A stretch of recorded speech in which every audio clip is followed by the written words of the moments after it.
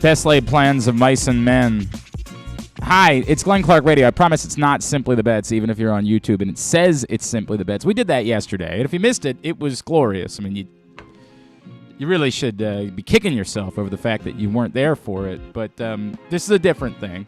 I promise you. This is Glenn Clark Radio that we're going to do now, and it's a loaded Glenn Clark Radio. A lot to do on a Wednesday edition of the program. Coming up in a few minutes, Maryland tight end Corey Dyches is going to join us. He's an angry runner. He's a hell of a player. We'll talk to him after Maryland got a win in Indiana. Now, a little bit of question, obviously, the good news. Taulia Tagovailoa not done for the year. Day-to-day, not ruled out even for Northwestern. I think most of us are operating under the idea that probably not going to play against Northwestern, get through the bye, see where you are at that point. But who knows? Maybe he's okay. He just re-aggravated an injury as bad as it looked on the field in Indiana on Saturday. Taulia Tagovailoa not done for the year. But we'll talk to Corey Dyches about all things Maryland football. He's looking like maybe the next Maryland tight end after the likes of Chigakonkwo and, once upon a time, I'm not trying to say he's going to be Vernon Davis because that's an almost impossible standard to live to, but Matt Murphy, a former Maryland tight end that succeeded. A lot of Maryland tight ends over the years. Frank Wycheck, of course, legendarily. We'll see how things plan out. I think Tyler Mabry is still in the NFL at the moment, in fact. Maybe on a practice squad. But so is DeSean Jackson, so how about that? I was looking times. for my DeSean Jackson jersey that I had, my Eagles DeSean Jackson jersey that I got in like 5th grade. Yeah. I was looking for it in my basement. I just couldn't find it. I was excited. I wanted to wear it today. Why would you do that? Why would Jackson, you want to? I mean, he was literally like my favorite player in 5th grade. Why would you want to put us through that? Why in the world would you make us have to experience that? That would be very frustrating. I'll talk about that in a second. I think I said everything I needed to say a day ago, but I'll clean it up a little bit today. Also this morning, we will start celebrating. We're going to do a little bit of this over the next couple of days. The Ravens are holding their anniversary event for the 10th anniversary of Super Bowl XLVII this weekend. They're going to celebrate that team at the Browns game. I'm guessing Joe Flacco will not be available to be a part of it, but I'm pretty sure a lot of the other guys are going to be there, including Ray Rice, who's going to join us today. I don't know if B.A. I assume that means is B.A. home? Do we know? He's on the West Coast right now. Yeah, I don't know if he's going to be there or not. Last time I talked to him, he was in Europe, and I was kind of wondering. Like he was making it seem very open-ended when I chatted with him. Love B.A. Brendon Ayanbedajo, one of my favorites. I think some of you probably remember that he and I did a show together. Not the Super Bowl year. That was the Dennis Pittis show. The year before that, we did the year they reached the AFC title game. B.A. and I did a show together. So looking forward to catching up with him, sharing some memories about 10 years ago and the Ravens' run to the Super Bowl.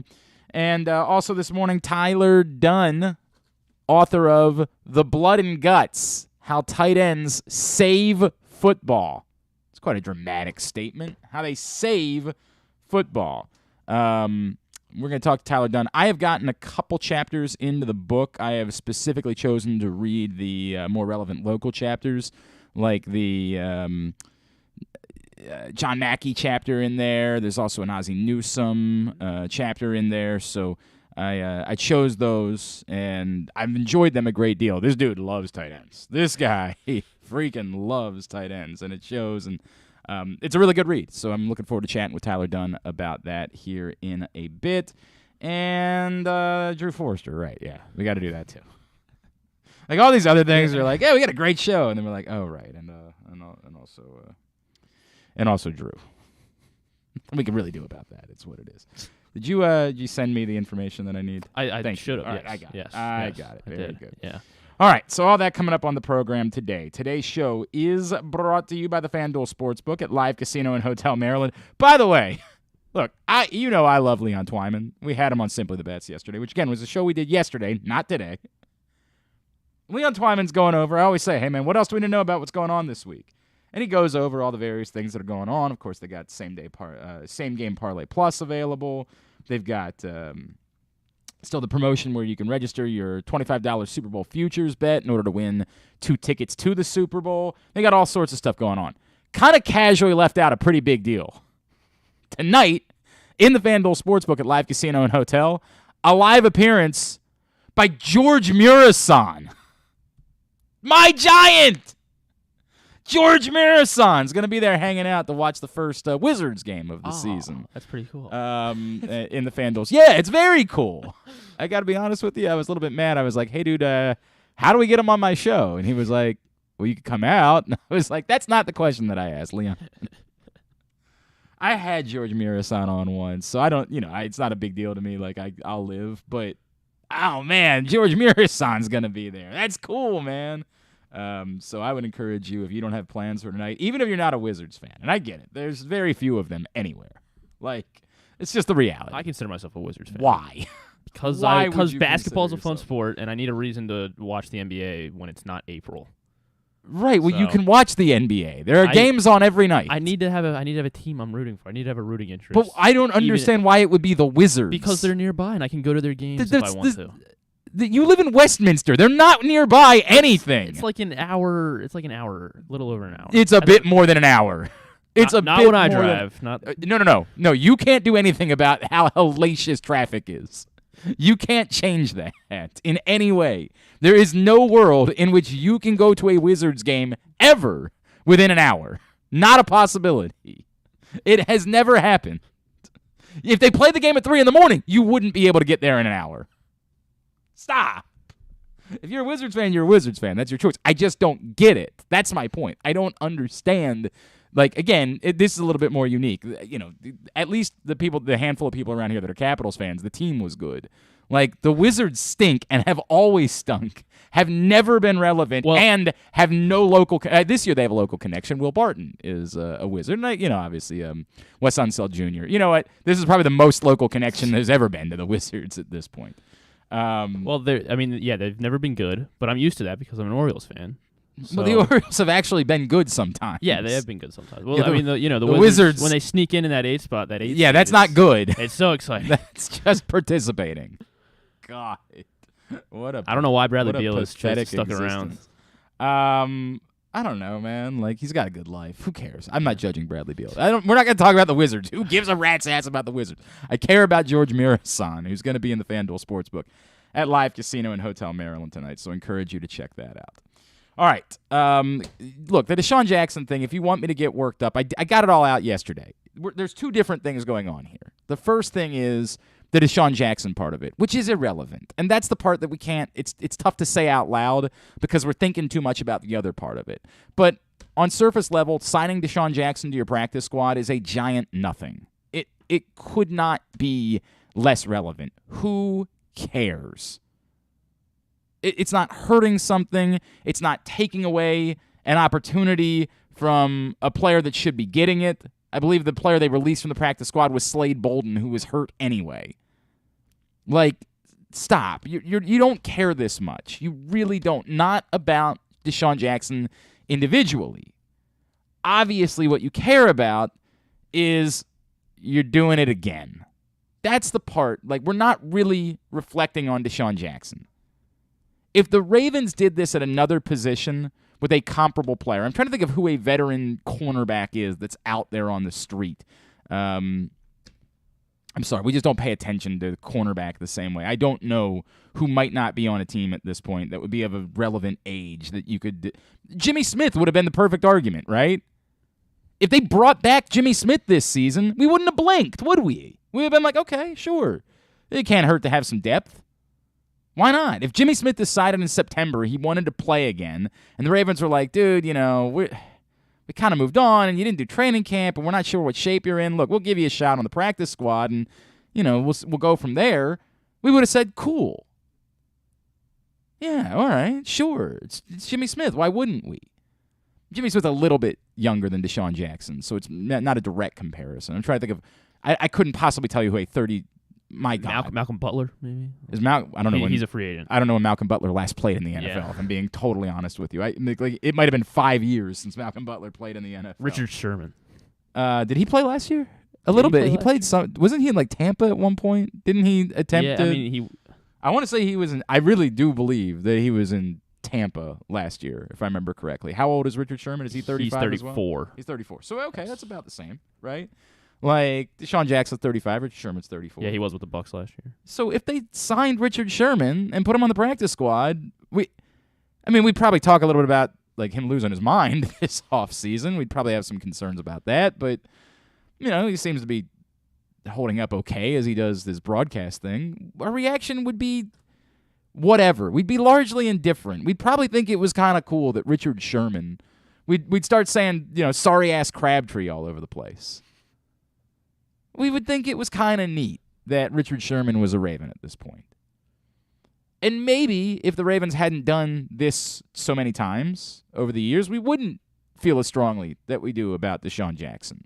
What we're reacting to really isn't DeSean Jackson. What we're reacting to is the totality of the Ravens doing this again. Again. And we're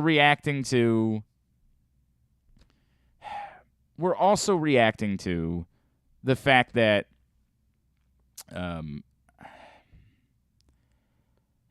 they could have done something else. Not necessarily now, although maybe, like you can make the argument of Robbie Anderson. They could have done that. It's that they're doing this again, and they're doing it sort of acknowledging the need, but not really solving the problem. DeSean Jackson isn't fixing this. Look, can it hurt you? No, I don't think it can hurt you. But there's no way to have any expectations for DeSean Jackson beyond, what you had for Dez Bryant, which was next to nothing. So it is a really weird feeling that I have. It is. It's a weird feeling. Which is, I want to be able to sit here and say, dude, this doesn't matter, calm down. This is nothing. You're reacting to nothing. But I can't. Because I understand that all of those other feelings are quite real and legitimate. I'm not trying to dismiss any of the emotions you have about this being the story of the Ravens in the wide receiver position. It's embarrassing. It goes back to the thing, I said last week. It's you date a girl you have a really healthy relationship with, and at some point down the road, you realize she has one particular flaw that just sticks in your craw. Or a dude, if you're into dudes. I'm not here to judge. If you're a woman that listens to this show, I know we have a few. Not many, but I know we have a few. Or if you're a dude who likes dudes. Whatever it is that you're into. Maybe you're a woman who listens to the show that is also into women. I don't, whatever. But the person that you're into, you're really into. It's great. You have a very healthy relationship. It's been fruitful. Sure, you have issues like anybody does in a relationship, but you've had a largely very good relationship with this person. But somewhere into the relationship, everybody else noticed their painful laugh.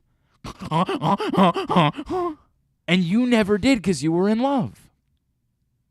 We put this up on TikTok, I believe, yesterday, this bit that I did. That's what we're reacting to. We're reacting to the laugh being thrown in our faces. We're reacting to the fact that she always gets your friends' names wrong. You've been together for years. She knows all your friends. They're her friends too. And yet for some reason when you go out, she always calls your buddy Bill Brian. You're like, why? Do you hate him? These things that aren't necessarily fatal flaws, but you can't help it. They stick in your craw. And that's what we're feeling about the Ravens with DeSean Jackson. It's like, really? This is what you're doing? You know there's a problem, but instead of trying to fix it and solve it, you're doing this. We denied there was a problem when everyone could see there was a problem. Some people like to pretend. Some people always want to believe that the Ravens know best and all that. There was a lot of nonsense this summer about, well, they've got Mark Andrews. They don't need wide receivers. Shut up. We did this every day. This is ad nauseum for me. We couldn't have talked about this more. We knew there was a problem. We knew there was an issue. And the Ravens did nothing. They were like, wide receivers? Who needs wide receivers? What are you guys talking about? We'll just go ahead and try to win without wide receivers. I made a comparison. It turns out I was wrong. I compared it to the Seattle Seahawks deciding they didn't need a quarterback, because it turns out they had one. Weird bit. Like, why would we need that? Where we going? We don't need roads. Like, it was very confusing. And that's what our emotion is about. That's why we're infuriated today. We're infuriated today because we knew. We saw. The Ravens should have known. They should have seen. It's more concerning that they didn't. And now we get to this point, and instead of the answer being someone qualified to help, Robbie Anderson, maybe another wide receiver that perhaps could be available. I get it. It's very difficult. Like, it is really tough. You're still only 6 weeks into the season. And with 7 playoff teams, I know when people are bringing up the name Curtis Samuel right now, and we can laugh and say, Washington has no chance, and they're the worst organization in the history of football. But, like, Ron Rivera might also be coaching for his job. He might need to get to 8 wins, salvage something this season to have a chance to stick around. The idea that he's going to be on board with just giving up Curtis Samuel is foolishness. It was a very unique situation with Robbie Anderson. Probably made it more worthwhile to do what the Cardinals did. You're in the situation that you're in because of what you didn't do in the past. And we're infuriated. Does it mean the Ravens can't win? Not at all. If they get Rashad Bateman back this week, they were pretty good offensively when they had Rashad Bateman. Did they need more than that? Yep. Would it have helped them in games where Rashad Bateman got hurt? Yep. But there's no reason to think that it's a fatal flaw, that they can't win something without it. In the same way that laugh might not doom your relationship with a special person. But the reality is that it's a huge problem, and you can't shake it. And that's what we're feeling. Our reaction isn't about DeSean Jackson. DeSean Jackson's a nothing. DeSean Jackson's irrelevant. He's just a guy. You couldn't name other players on the Ravens practice squad. I mean, maybe a couple of the guys that are veterans. I guess the practice squad's a weird place now because, like, real players end up on the practice squad. Maybe you could name one or two, but I doubt it. Anthony Brown, he's on the practice squad, right? I assume so. Yeah. I mean, it's also possible they released him from the practice squad at some point this season. We just didn't bother to pay attention because we don't care. I think he's still on the practice squad. Of course, the quarterback from Oregon who looked decent in the preseason. We just don't care this much, but we care about the totality of it. And I get that some people are tired. It's funny. My buddy, I invited him on yesterday, and I just missed his text back, and I didn't get him on. But my buddy Spencer Schultz from Baltimore Beatdown, like literally on Monday, was going on about the need to upgrade wide receiver, and then by Monday night was like, we care too much about wide receiver. I was like, dude, what are you doing? Like, this is a weird bit. I was trying to understand it, and then I sort of got it as I read more of his content during the day yesterday. That it's just that he's exhausted by it. And I get that. We're exhausted by the conversation constantly being about wide receiver, but to pretend like it's not real or hasn't been a major issue that we have dealt with for a very long time. At most in Ravens history, there have been a couple of years where they had 2 qualified receivers on the field. We're celebrating the 10th anniversary of the 2012 Ravens, and you could argue they had 2.5. That it was the best compilation of wide receivers they've ever put together. Interestingly enough, they won the Super Bowl. Go figure. Plus Dennis Pitta. They've always had tight ends, though. Yeah, true. It's so rare to find a Ravens team that didn't have something quality at tight end. Dennis Pitta, not even, he's the third maybe best tight end in Ravens history. It'd be an argument, but I don't even think there is an argument. I think he's the fourth. I think Shannon Sharp would still be higher on the list. Even at the place where he arrived in his career, I still think that Shannon Sharp would be the fourth or the third greatest tight end in Ravens history. Then they had a moment where Steve Smith and Torrey Smith were together, and that was pretty qualified. Still Steve Smith at the tail end of his career, but he was quite productive still at that point. They had the moment where Michael Jackson and Derek Alexander were together at the beginning of their history. But, they have been fleeting. There have been so few moments where they've ever had two qualified receivers on the field at the same time. For a half a minute last year, they had Hollywood Brown and Rashad Bateman together for a half a minute. And we think those are two qualified wide receivers. We think. We're still not totally certain, but we think those are two qualified receivers in Bateman and Brown. It is the thing of all of the wonderful things that we say about the Ravens, of everything they've earned. And we don't take that away. The Ravens are one of the gold standards in all of football. Stability. Only a few really embarrassing moments over the years. They're not the Jacksonville Jaguars. They're not the Detroit Lions. They're not the Carolina Panthers. They're not the Washington Commanders. They're more relevant even than the Minnesota Vikings. But this has been the thing. This has continued to loom large over this franchise. And here we are again. Again. And you're throwing DeSean Jackson at it. 35. Throwing it at it and just hoping for the best. Is it impossible? No. It's not impossible that it could work. No, I'm going to say work. Qualify that, right? Qualify the concept of work, right? If could it be semi-productive? Maybe. I don't know. I may guess not, but maybe. Des Bryant wasn't even semi-productive, wasn't even a minimally helpful piece. If that's the standard, maybe DeSean Jackson can surpass that. It's a very low bar.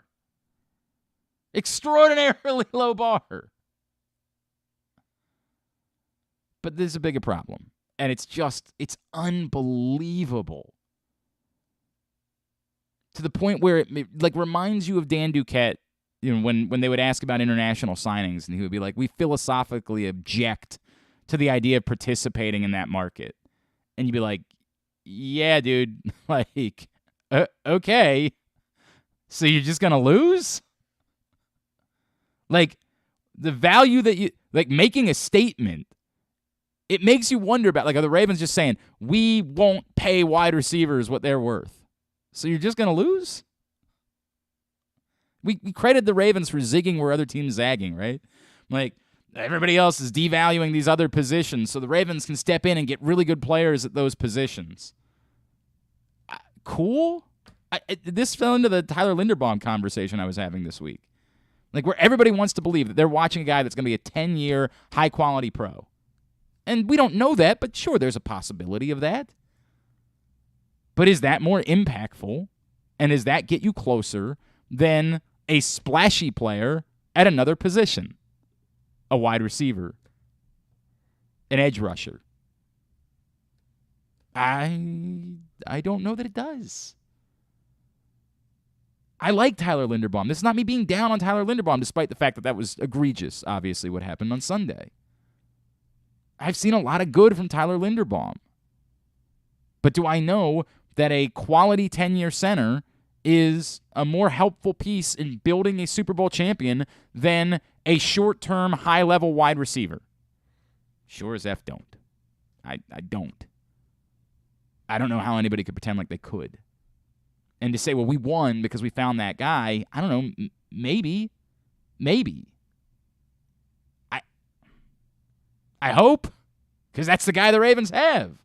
I hope that Tyler Linderbaum ends up being the difference, that being able to have a quality center for the next 10 years helps the Ravens win Super Bowls. But the fact that we're still here and doing this at wide receiver and still trying to figure out why it is that this continues to happen, I suggest to me that maybe the answer is there's a reason why everybody else is trying to get wide receivers. Maybe. Maybe. All right. I don't know what's going on with Corey Dyches. Hopefully we'll catch up with him at some point during the course of the show, but we got a lot to do on a Monday edition of the program. We also have a brand new print issue of Press Box. That's not it, so I'm going to wait till I have it to show it to you. I'm not going to. This is the old one. You can't get that anymore. No. You can't have this. We got a new print one. We'll tell you more about that in a bit. What I'll tell you about right now instead is that if you missed Day on the Fan, Charles, Ross Grimsley, and Boog Powell talking baseball on Monday, you can find it right now, facebook.com/PressBoxSports, youtube.com/PressBoxOnline, or PressBoxOnline.com/video. We know Tyler Dunne is going to join us. We're going to talk tight ends with him here in a bit. A lot to do on a Would You Rather. Oh, I'll get the scenarios up. They're up on Facebook for Would You Rather Wednesday, brought to you by Glory Days Grill. I'll get them up on Twitter right now. It's a Wednesday, Would You Rather Wednesday edition of Glenn Clark Radio. Experience the best in Kamado Grilling, a complete outdoor cooking appliance. The Ginsu Kamado Grill allows anyone to sear, grill, bake, and smoke all types of food. Designed for efficiency and function, the Ginsu Kamado Grill upholds the enduring legacy of the iconic Ginsu brand. The Ginsu Kamado Grill is perfect to cook all year round, is great for parties, and ideal for tailgating with your friends. Reserve your Ginsu Kamado Grill today at ginsugrills.com and get $100 off on your pre-order when you use the promo code TAILGATE. That's ginsugrills.com. Reserve yours today. The latest edition of Press Box is available now. On the cover, New Maryland basketball coach Kevin Willard sits down with Stan Charles and Glenn Clark to discuss the situation he inherited in College Park and how he plans to get the program turned around. Also, inside, we introduce you to men's and women's college basketball players from all of the teams in the area. And Bo Smoka profiles Ravens receiver Devin Duvernay. Press Box is available for free at over 500 area locations, including 60 Royal Farm stores, and you can always find the entire edition as well as the best daily coverage of the Orioles, Ravens, and Terps at PressBoxOnline.com. What's up, everyone? This is Tyus Bowser, and I'm excited to tell you that I'm back for Season 2 of the Tyus Bowser Show in partnership with PressBox and Great H Memorabilia. Join us on Tuesday nights throughout the season as I'll be heading all over town with my special guests, and of course, our co-hosts, Glenn and Rita. Or is it Rita and Glenn? What is it? I look forward to meeting you guys and talking a little bit about football and a lot about life. And if you happen to miss the show, you can now catch a replay Friday nights on 105.7 The Fan. Get all of your details for the Tyus Bowser Show right now at PressBoxOnline.com/Bowser. The next Tyus Bowser Show is Tuesday, November 1st at the Hamilton Sports Bar and Grill, 5506 Hartford Road. It's brought to you by Maryland Vascular Specialists and the all-new Ginsu Kamado Grill. Stan the Fan here, welcoming back one of my favorite sponsors, the Costas Inn. And everybody around Baltimore knows the Costas Inn is a great place to go and grab crabs, steaks, salads, soups, whatever's on your mind to eat in person. But did you know that the Costas Inn has upped their game? They are now one of the premier takeout places in Baltimore. Give them a call now to order your food, 410-477-1975. That's the Costas Inn over 4100 North Point Boulevard. The Baltimore County Police Department is hiring. Entry-level officers start at close to $59,000 a year with a $10,000 bonus. Some restrictions apply. Plus a great retirement plan, medical, dental, and vision insurance, advancement to specialized units, tuition reimbursement, 15 sick days earned per calendar year, and even further incentives for military members and veterans. If you have a passion for service and want a career for life, visit joinbaltimorecountypd.com or call 410-887-5542. You must be a United States citizen, possess a valid driver's license, and have a high school diploma or GED equivalent. The Baltimore County Police Department is an equal opportunity employer. If you can't listen or watch live, you can subscribe to the show via Spotify, Amazon, or Apple Podcasts. Leave a 5-star review while you're there. Or, if lying isn't your thing, we'll take a 3.5-star review too. All right. Would You Rather Wednesday scenarios are up at Glenn Clark Radio on Twitter for you to check them out there and for you to participate. If you don't, you should be shamed for the rest of eternity. What are you doing with your life? Today's show is also brought to you by your local Toyota dealer at buyatoyota.com. The Toyota Tacoma comes in a range of models and trim lines. You can choose the perfect Tacoma to reflect your unique personality and driving habits. Check out buyatoyota.com for deals on new Tacomas from your local Toyota dealer today. Bummer of a night in baseball last night. both ends. Obviously, the Yankees winning, that sucks. That's always going to suck. There's no getting around it. By the way, there's always like one hipster douche in town that like when the Yankees have played the Astros in the playoffs the last couple of years is like, I don't know. I feel like I don't know who I would root for in that scenario. Get out. I mean, like, it's overwhelming now because Trey Mancini's there. Like, what are you talking about? I get it. We all want attention on social media. We all want some me. Stop.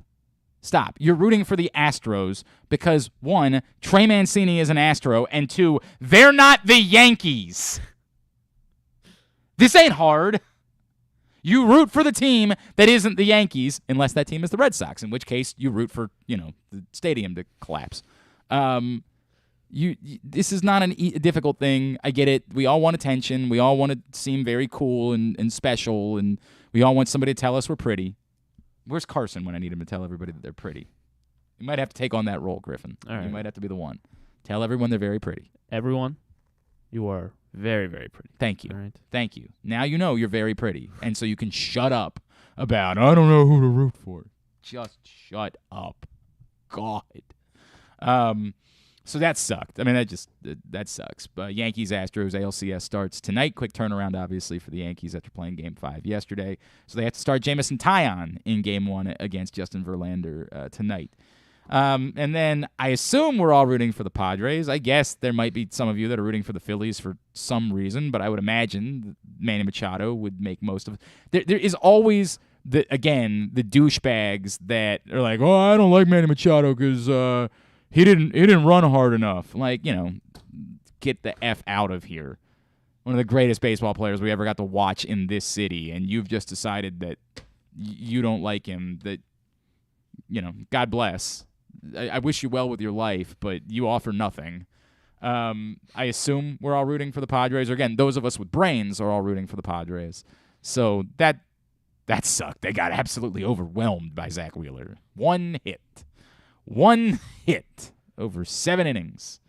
Overwhelmed. They did put together a little bit of a ninth-inning rally, and when they got 2 extra outs, I thought to myself, well, there might be some magic in them hills. And they had Juan Soto at the plate first. He was the one that hit the ground ball that they botched the double play, and then they had Manny Machado and Josh Bell, and just wasn't meant to be, so the Padres dropped Game 1.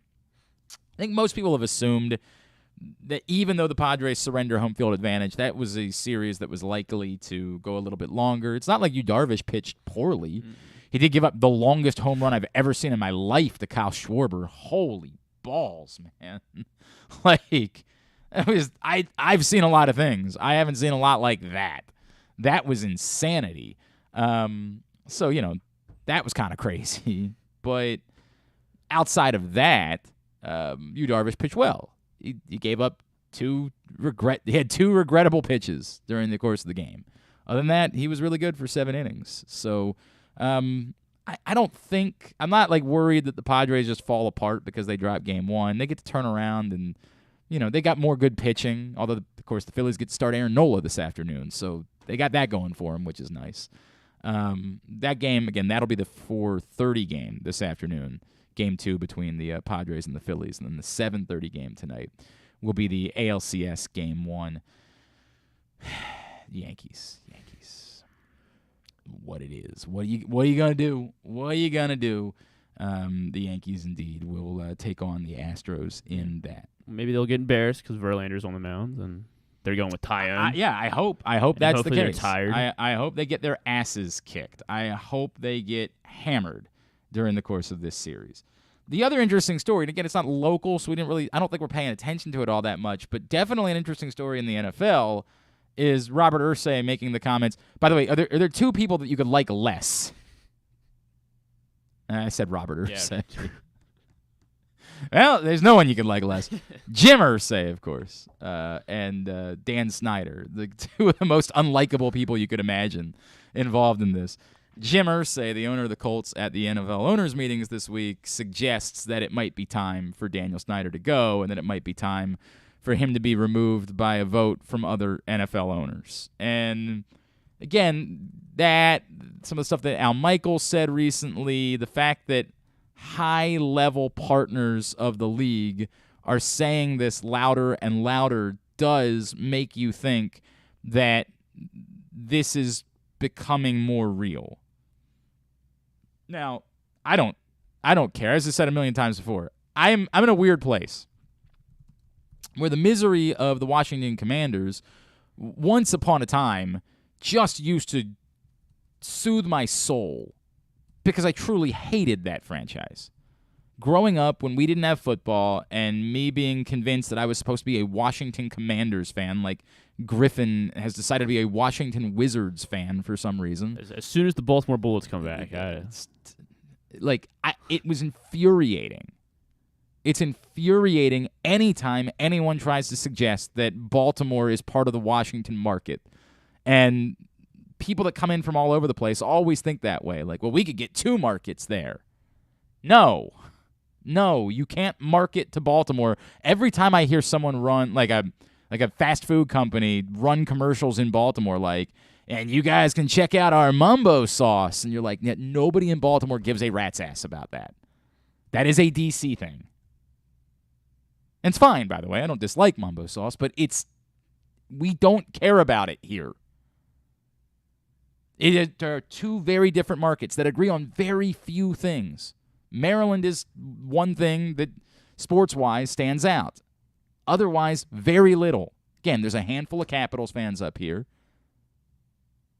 but it's not nearly as many as they think there are.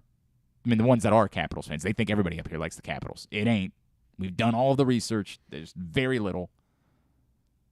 There's 3 Wizards fans, but again, in fairness, there's 3 Wizards fans in D.C. There's just not much there.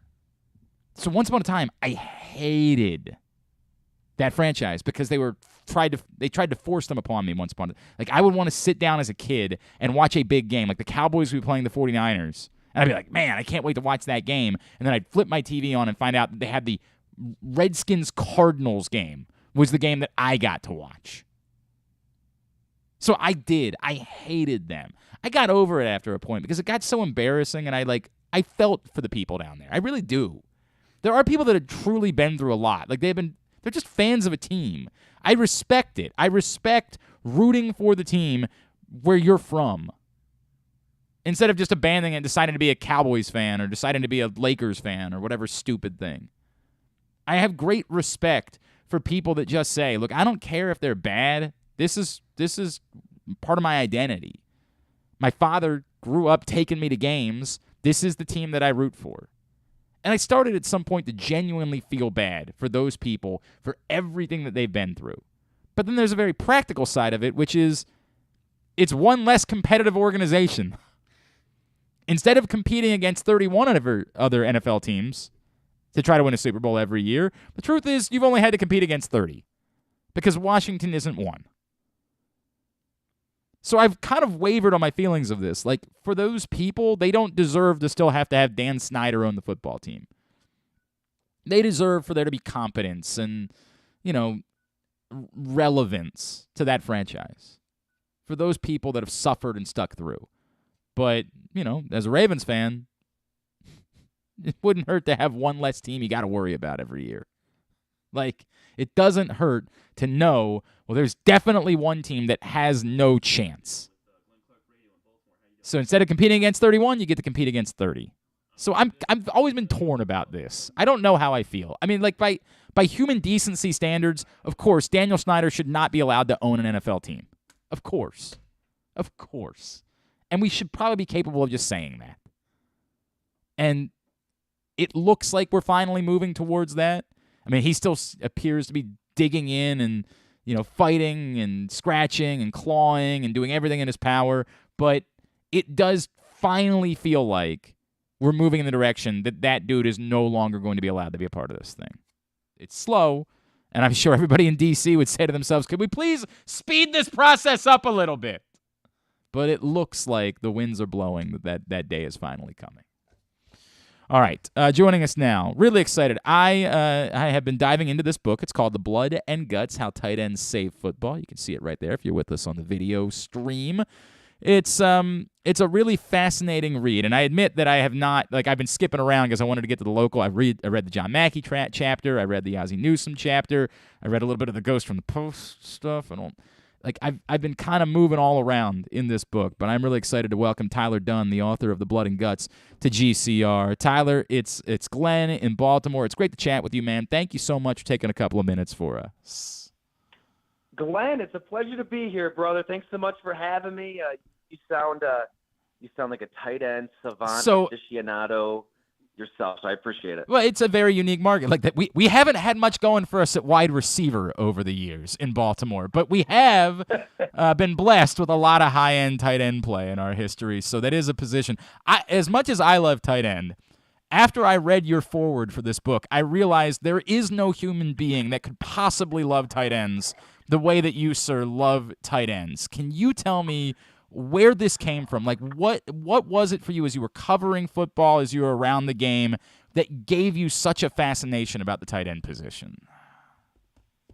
I think it's really rooted in real football and a love for the sport we grew up watching, we grew up playing. We all have that moment from, I don't know, even maybe it's back to Pop Warner High School where, this is for me or it's not for me, right? Like you have a collision. Hell, maybe it's even a drill that's outlawed these days. The bull in the ring, Oklahoma drill, who knows?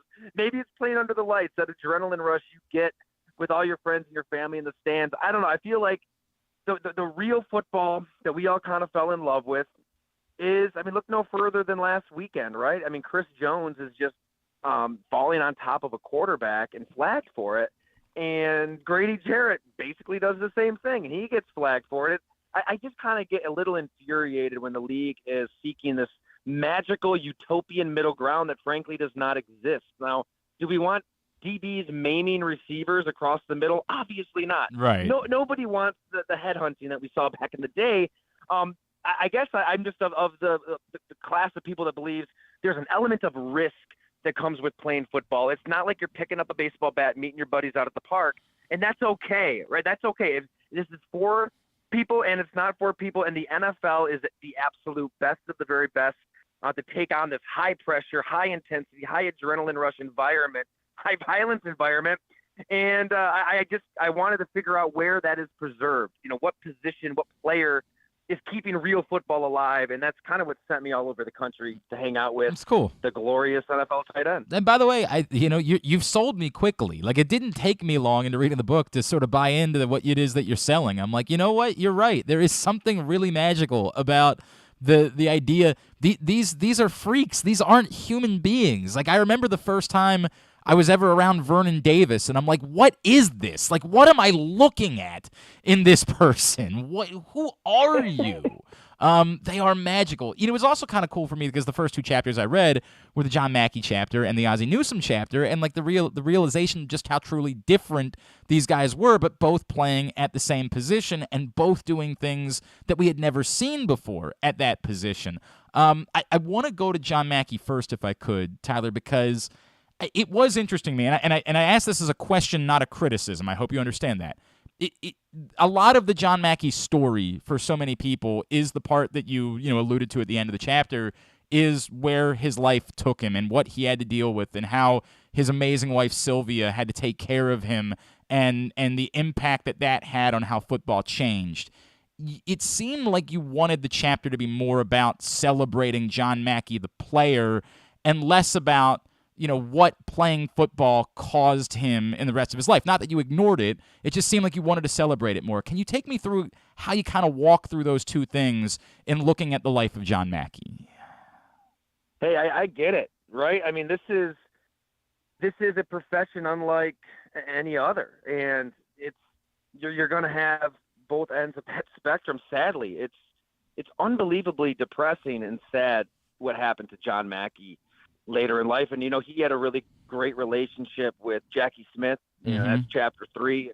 And, we all remember one play for Jackie Smith when he was so much more than that. But here's an 82-year-old popping out of a bar stool, and we're talking and reenacting the routes he ran to kind of revolutionize the position. He's still on a Stairmaster. He's still throwing on dumbbell. He's in his 80s. So and then John Mackey, obviously, in his 40s, his 50s, it starts to go south. So it is difficult for all of us to wrap our heads around, okay, how do we, not just this book, how do we watch football and celebrate this violence and romanticize it and glorify it when it can lead to this? Mm-hmm. And John Mackey, sadly, is not alone. So you know what, you can't. Honestly, I think my takeaway is I want the league to be honest about what it is.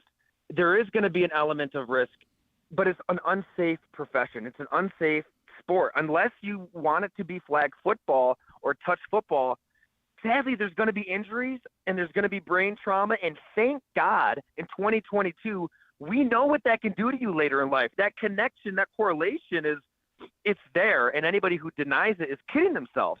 So today, players can decide, okay, I want to take this profession on. I want to take this risk on. I know what the risks are.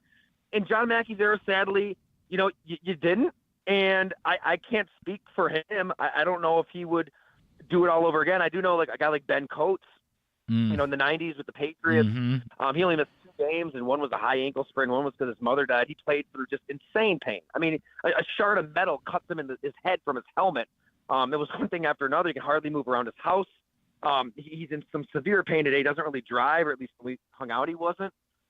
He's adamant that he would do it all over again. That the sport and the good that it brings and the camaraderie that he developed with lifelong friends, even then, he would not change a thing. And guess what? That's Ben Coates' choice, and he wants to make it. Players today can kind of choose, okay, the potential for brain trauma and lifelong pain into my 40s and 50s, it's there.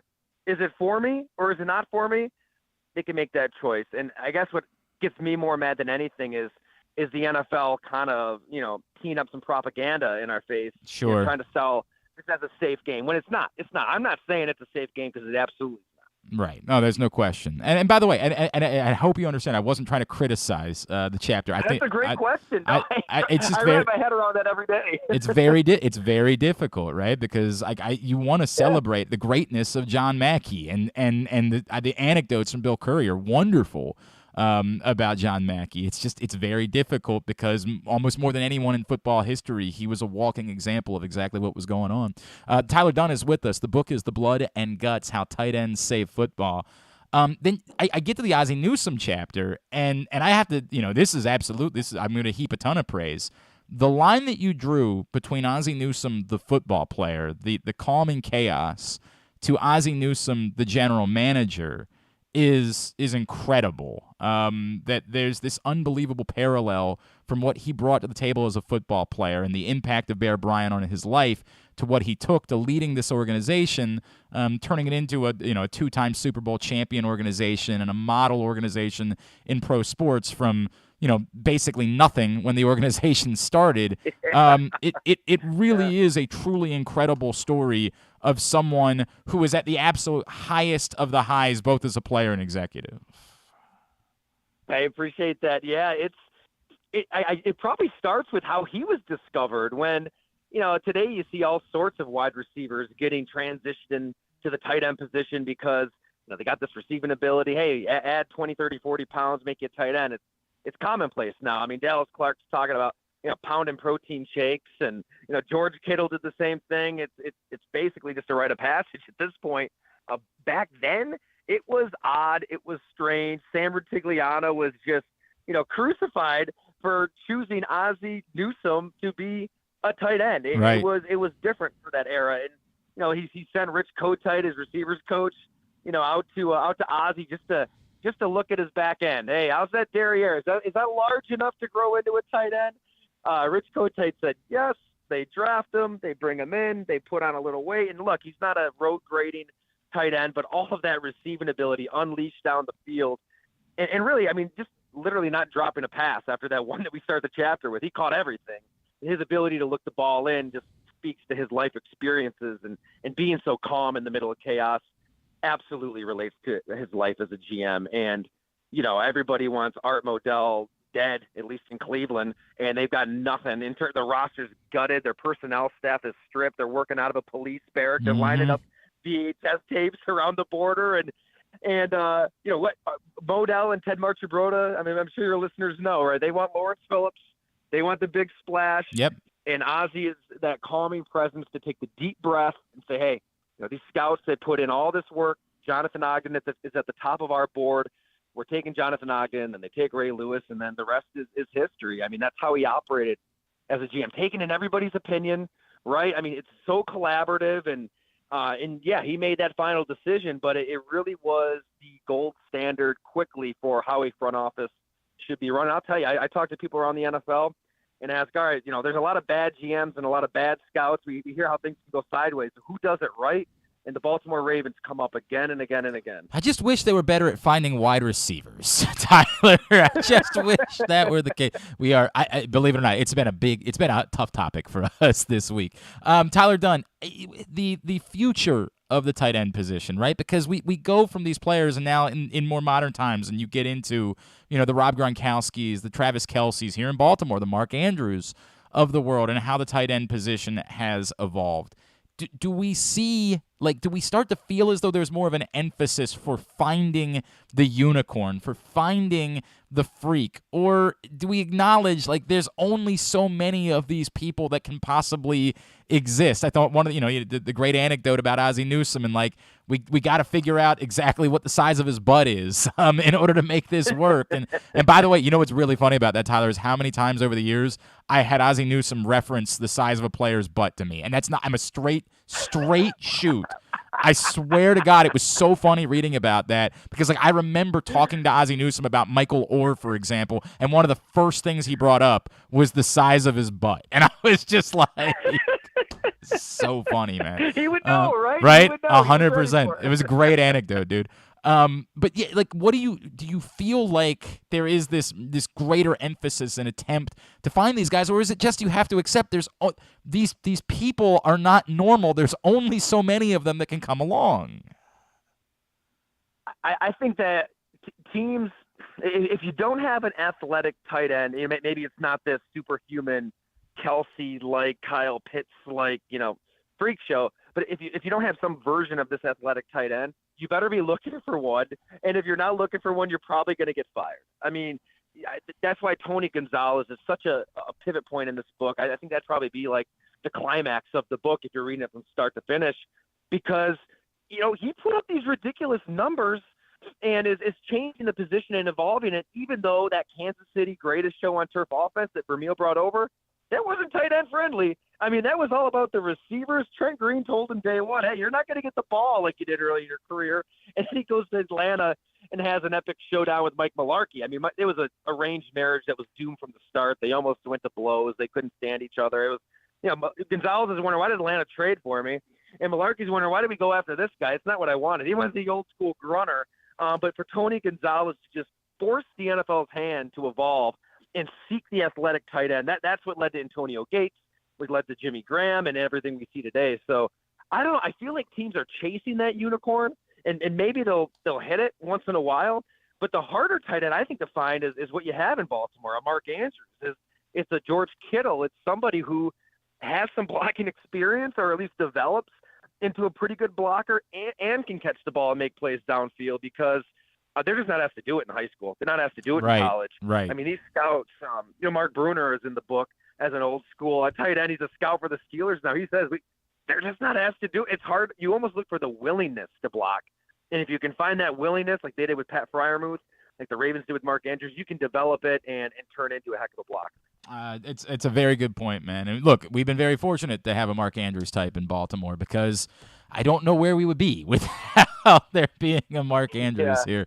A lot of other local, you mentioned Ben Coates, who of course won a Super Bowl actually in Baltimore, and some other Dallas Clark I know had a cup of coffee in Baltimore. I'll even give away, because I read a little bit of the Jimmy Graham chapter, there's a reference to former Maryland basketball player Gravis Vasquez coming within this book. A lot of local connections within this book, The Blood and Guts, which is available right now. Tyler Dunne, can I get a plug in? I know you left traditional reporting a few years back, right? And you've done your own thing the last few years, correct? Yeah, you got it, man. It's been a lot of fun. I decided to break off, and just start my own site. It's golongtd.com, and basically when you read Blood and Guts, that's kind of what I do at my day job. I just write features, profiles, deep dives on teams, try to lift up that curtain and see how this league really works. So it's like part of the Substack platform, but golongtee.com is the site, and you can sign up. If you like what you read on the free list, you can always upgrade to a paid subscription. Dude, really, I can't tell you, I'm truly enjoying this book. You have sold me on a subject, and I was always interested in tight ends, but you have sold me this concept of, tight ends are like the last bastion of football. I'm really, I'm buying it, man. I'm all on board. I really appreciate you taking the time for us this morning. Congratulations, and we'll make sure we get a link up to Amazon for everybody to go pick up the Blood and Guts. Thank you for doing this, man. Hey, no, thank you, man. Love the conversation, and a huge thank you to everybody out there for giving it a read, giving it a purchase. I really appreciate it. Thanks, Tyler. Tyler Dunne joining us here on GCR. Again, the book is The Blood and Guts, How Tight Ends Save Football. And we will put a link up on our Twitter account, @Glenn_Clark_Radio, for you to go find it on Amazon. It's actually a really great read. Like, it's a really great read. And I'm telling you, we've always, of course, had an affinity for tight ends in Baltimore because there have always been really good tight ends in Baltimore. But I'm going to go a step beyond that, which is the way that he thinks, like the thesis that he presents about what makes tight ends so great is something that I had never considered before. Right? Like, I'd never considered this is the place where, as football has evolved, there is still this sort of beautiful, violent guy that has to do everything within the sport, which is a tight end. And I'd never really thought about that before, and the celebration of that is pretty cool. Enjoy the book. Really, that's not a had a guy on, so put it over. No, this is I'm reading this, and my intent was to read a very minimal amount, just enough that I could get through a conversation, and I found myself reading far more than that in this book. Really, truly enjoyed it. All right, hour number 1 of today's show is winding down. It has been brought to you by the all-new Ginsu Kamado Grill. If you're headed to the game on Sunday, you can see the Ginsu Kamado Grill in action at the Game Day Firehouse, the Firefighters Union Hall just west of the stadium, 1202 Ridgely Street. Stop by before the game, get a sample of the cooking from the Ginsu Kamado Grill. And while you're there, you can enter to win your own Ginsu Kamado ceramic grill and $500 worth of grilling meats. We're going to pick a winner here at the end of October. The all-new Ginsu Kamado grill is the perfect ceramic tailgate or home grill for searing, grilling, baking, and smoking all kinds of food. Get the details and reserve yours today, ginsugrills.com. Use the code TAILGATE to get $100 off your order. Brendon Ayanbedajo is going to join us in a few minutes, and also Ray Rice still to come on this show as we're going to start kind of checking in with guys ahead of the Ravens' 10th anniversary celebration of the Super Bowl XLVII team this weekend. That is on the way. We got Would You Rather Wednesday scenarios up at Glenn Clark Radio on Twitter, as well as Facebook.com/Glenn Clark Radio. So get in. Any response at all, even bad responses, even responses that have nothing to do with the premise, any response at all is registered to win a $25 gift card to Glory Days Grill. I would prefer that we, get good responses, but Griffin's all like, no, participation trophies. Like, I don't even know what generation you are. I don't even know were you Gen Z? I am, yeah. Okay. Gen Z. All right. Yes. I don't even know. Are we past Gen? What is the new generation called? There's I don't no know. letter after Z. I don't know. What is the next? Probably, what are my like, kids? Maybe it's like, that's a good question. Maybe like XY or something. That sounds terrible. We're just not trying any longer. All right, a lot to do as we move into hour number 2 of Glenn Clark Radio. The Baltimore County Police Department is hiring. Entry-level officers start at close to $59,000 a year with a $10,000 bonus. Some restrictions apply. Plus a great retirement plan, medical, dental, and vision insurance, advancement to specialized units, tuition reimbursement, 15 sick days earned per calendar year, and even further incentives for military members and veterans. If you have a passion for service and want a career for life, visit joinbaltimorecountypd.com or call 410-887-5542. You must be a United States citizen, possess a valid driver's license, and have a high school diploma or GED equivalent. The Baltimore County Police Department is an equal opportunity employer. Come experience Maryland's #1 sportsbook this NFL season at the FanDuel Sportsbook at Live Casino and Hotel, the ultimate place for any sports enthusiast. Take advantage of our 24/7 kiosks, massive video screens, and watch all the action from the best seat in the house. With more money paid out than anyone around, make every moment more at the new FanDuel Sportsbook at Live Casino and Hotel in Hanover, Maryland. Please play responsibly. Gambling problem? Please call 1-800-GAMBLER or visit mdgamblinghelp.org. Glory Days Grill's Oktoberfest menu is now running. It's one of their most popular seasonal menus all year. It features the chicken schnitzel, the Oktoberfest brewer's platter, the brewer's sausage sandwich, the Bavarian burger with a pretzel bun, the cheddar ale soup, the slam dunk pretzels, and the apple cobbler. All of these meals pair well with Oktoberfest beers and Angry Orchard on draft. Dine in or order online at glorydaysgrill.com and pick up your favorites to take home. Glory Days Grill, great food, good sports. That first sip. That first bite. Start your day off right with a delicious breakfast at Royal Farms. Choose from a fantastic selection of fresh Royal Farms breakfast sandwiches and top it off with a rich hot cup of the freshest coffee in the world. At Royal Farms, breakfast is available day and night. It's the freshest breakfast in the world. Real fresh, real fast. Royal Farms. Have you been to Guilford Hall Brewery? Located in Baltimore's Station North neighborhood, Guilford Hall Brewery breaks the craft brew mold with their great handcrafted microbrews and amazing Bavarian-style food selections. Join Guilford Hall 7 days a week for Orioles, Ravens, and all of your favorite college games. Make plans now to watch the big games, play trivia, or bring your dog for Yappy Hour. They even have free valet service on Friday and Saturday nights. Go to guilfordhall.com for a complete schedule of events, beer listings, and food and drink specials. We'll see you at Guilford Hall Brewery.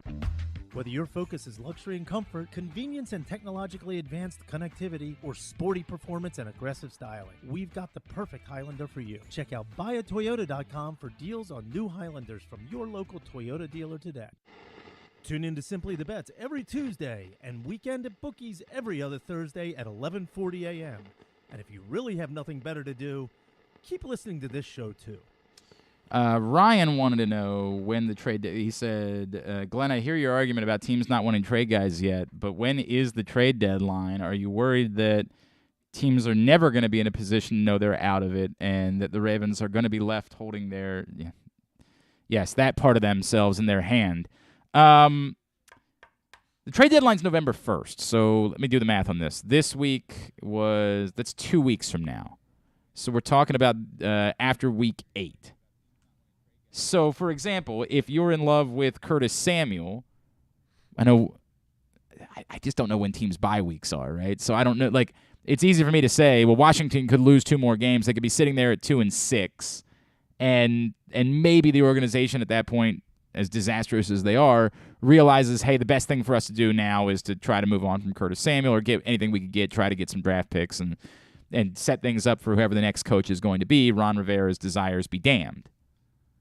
But I also don't know, believe it or not, I don't study the Commanders' schedule. I know that's going to be very surprising to you guys that I don't have it memorized.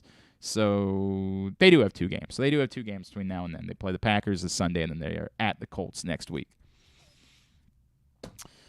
Which I would typically say it's an easy 2 losses, but Jesus Christ, who knows with the Packers, man. They're a mess. So, if they were to fall to 2-6, then yeah, perhaps it's a little bit easier for them at that point to say, hey, we got to think about this. We can't assume. They win one of those games, they're 3-5. I don't think they're trading anything away. It's not like it's so absurd, even if the rest of us, from the outside, it's easy for all of us to say, dude, the Commanders aren't doing anything. But internally, for them to just wave the white flag, if somehow they were to win one of these 2 games, let's just say, the Packers are such a mess. The Commanders beat the Packers. The Taylor Heineke revolution. They're sitting at 3-5. That is part of the problem with the trade deadline in the NFL. It's not quite as deep into the season as baseball's trade deadline is. You're not even at the halfway point of the season technically, because if you played 8 games in a 17-game season, not quite. Close, but not quite. So it makes it more difficult for teams to know with certainty that they're out of it and that it's okay to move on from pieces. So, yeah, it's part of the problem with, trying to solve this at the deadline is there's only so much that can be available. All right, the Ravens this Sunday, they take on the Browns. They're going to be celebrating the 10th anniversary with a reunion event honoring the Super Bowl XLVII championship team. I've got a lot of favorites, a lot of guys that I really got to know well from that group. This guy very much at the top of that list. We got to spend a season together doing shows over at High Tops. He is truly one of my favorites. I've told him before that his view of life has impacted me significantly in my life and the things that I say. It is always a pleasure for me to catch up with the great Brendon Ayanbedajo, who's back with us now here on GCR. BA, it's Glenn. It's always so great to catch up with you, buddy. Thank you for taking a couple of minutes for us, man. Oh, my pleasure. I'm excited to come back. BA, I apologize. We got to get that. And a little bit of that's a technology issue on our end. We'll get it fixed, and then we'll go right back to BA because these things happen sometimes. That's the way that it goes. Try that one more time. All right, Brendon, can you hear me okay now? Yep, loud and clear. All right, we are still sort of. I'm so sorry. Hello. Hello, maybe we hit mute first. Griffin, we'll try one more time. I'm so very sorry. This is embarrassing.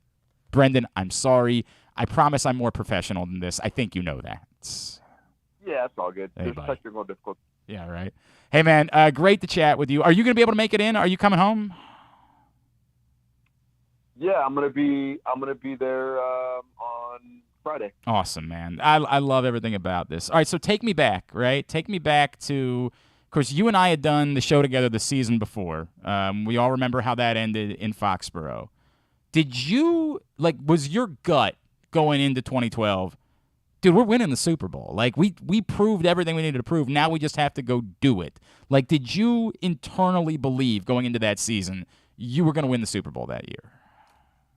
Yeah, I mean, we did in 2011, but in 2012, it's go ahead and mark the calendar. We'll be back here in exactly a year. That was the conversation we had in the locker room, and that's exactly what we did. So I think, when you're on a football team and you go through all the things you go through with your teammates and the coaches and the staff from a football program or a club, you believe you're going to win every game. And I know there's teams that go 0-16. They believe that they're going to win every game, at least if the coach is doing the right thing to get their heads right before the games. And going into every season with the Baltimore Ravens, we thought we were going to win every Super Bowl that year. Of course, we made it to 3 AFC championship games. But, yeah, we always believed. And Coach Harbaugh always had us right. And, of course, you got Ed Reed and you got Ray Lou and the characters that you had on that team. It's just, there was no other way but to go out with the championship. BA, there was adversity, obviously, that season. There was a lot of, the stretch at the end of the year. I think the Houston game and,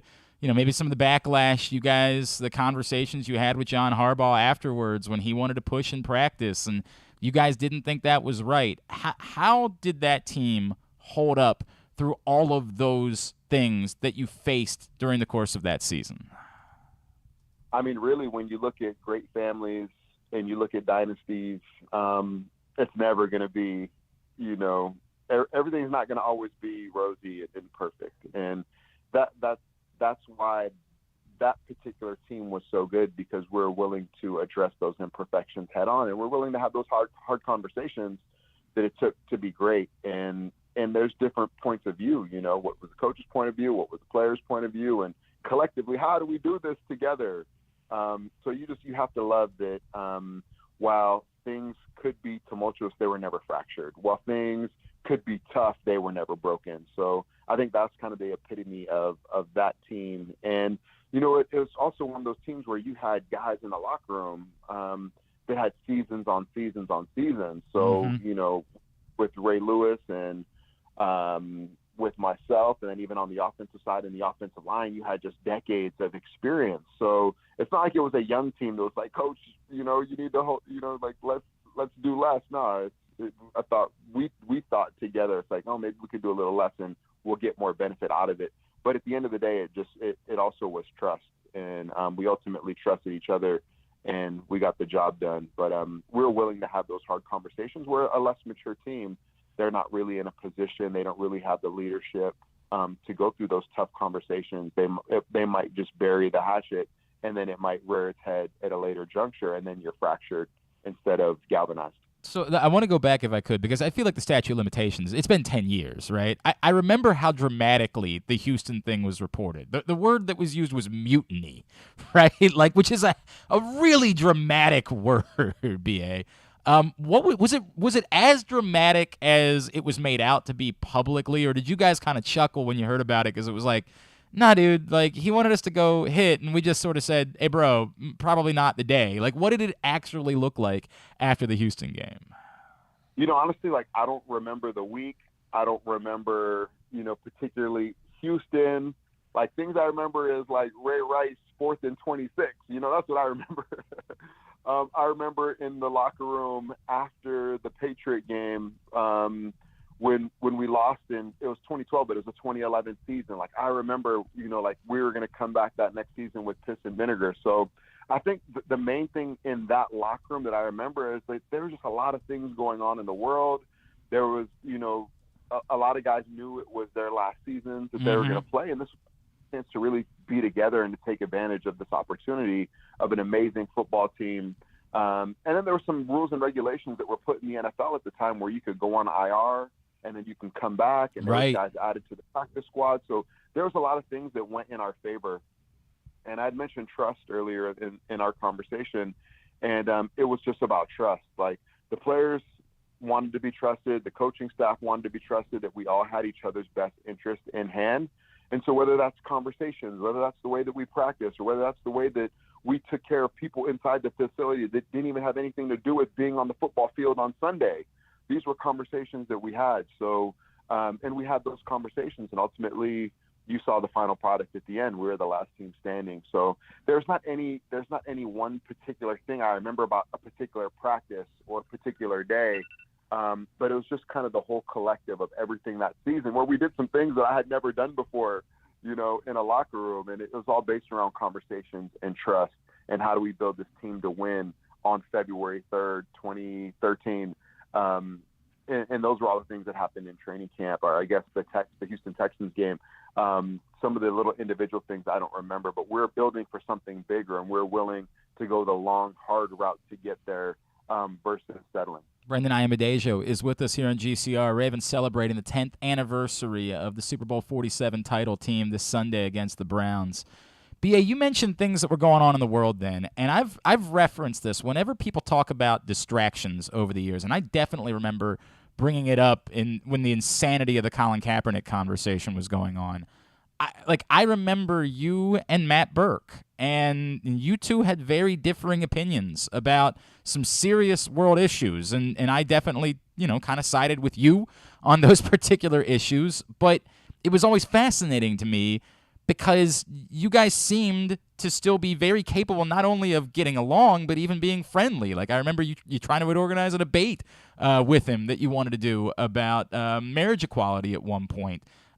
When people talk about distractions in locker rooms and that sort of stuff, do you laugh at that, like knowing the things that you guys dealt with and saying, look, we're men, we're plenty capable of understanding that not everybody is going to be the exact same and still working together towards a common goal? Yeah, I think, I reflect back on that, and, everything we went through the pandemic and our country being, so torn apart about certain social justice issues that continue to rear their head, right? And the NFL played a big part in that with Colin Kaepernick and whatnot. And it's like, how do we galvanize? We could see things differently, but at the end of the day, you look at Matt Burke and you look at the way that the Ravens team was designed. Like, every Saturday morning, we'd bring our kids to practice, and I was never on to bring your kids to practice, and the families would all be together, and the kids would be together. And why did Coach Harbaugh do that? So the families could be stronger, but so the wives could have some time off on a Saturday so they could sleep in and whatnot. So we'd have these conversations, and the distractions are always going to be out there, and they're going to be talked about in the locker room, and especially the things out in society and whatnot, they're going to be talked about in the locker room, regardless if you want them to be talked about or not. So, how do you build a positive environment where it's a safe environment where you can have these conversations, and so you can continue to love each other even though you have different points of views and opinions. And we won a Super Bowl doing that, whereas, we see what's going on in society, and it has cancel culture and, it's not about, how do we get closer together even though we're different. It's like, oh, you're canceled, or, oh, I can't talk to this person, or, oh, you voted for that person. And I think early on and back in 2012, we found a way to see things differently, but to still love each other, even though we had difference of opinions. And at the end of the day, my kids are going to be with your kids eating breakfast at the table at work. And we're still going to show up, and we're going to line up next to each other. And we're going to know our jobs so well and trust each other so much that we're going to be better than the opponent on the other side that maybe doesn't know each other just as well. So we use that as ammunition and found it as fuel to galvanize and to be tighter and to trust more and to talk more. And it ended up being such an emotional team together. I often say that Raven team wasn't the most talented football team that I played on, but it was the team that was the most mature, that trusted each other, that worked together and found a way for the sum of the parts to be greater than the whole. So it ended up being the best team, even though it wasn't the most talented team that I played on. That's really powerful, man. That's a really powerful way of explaining that to me. I love that. There's not a lot left in Baltimore from that team. A couple guys have come back over the years, but the one guy that stayed the entire time was a rookie. Did you know then, and again, you, of course, were very involved in special teams on top of what you did at linebacker. Did you have any clue of what Justin Tucker was going to turn out to be at that point?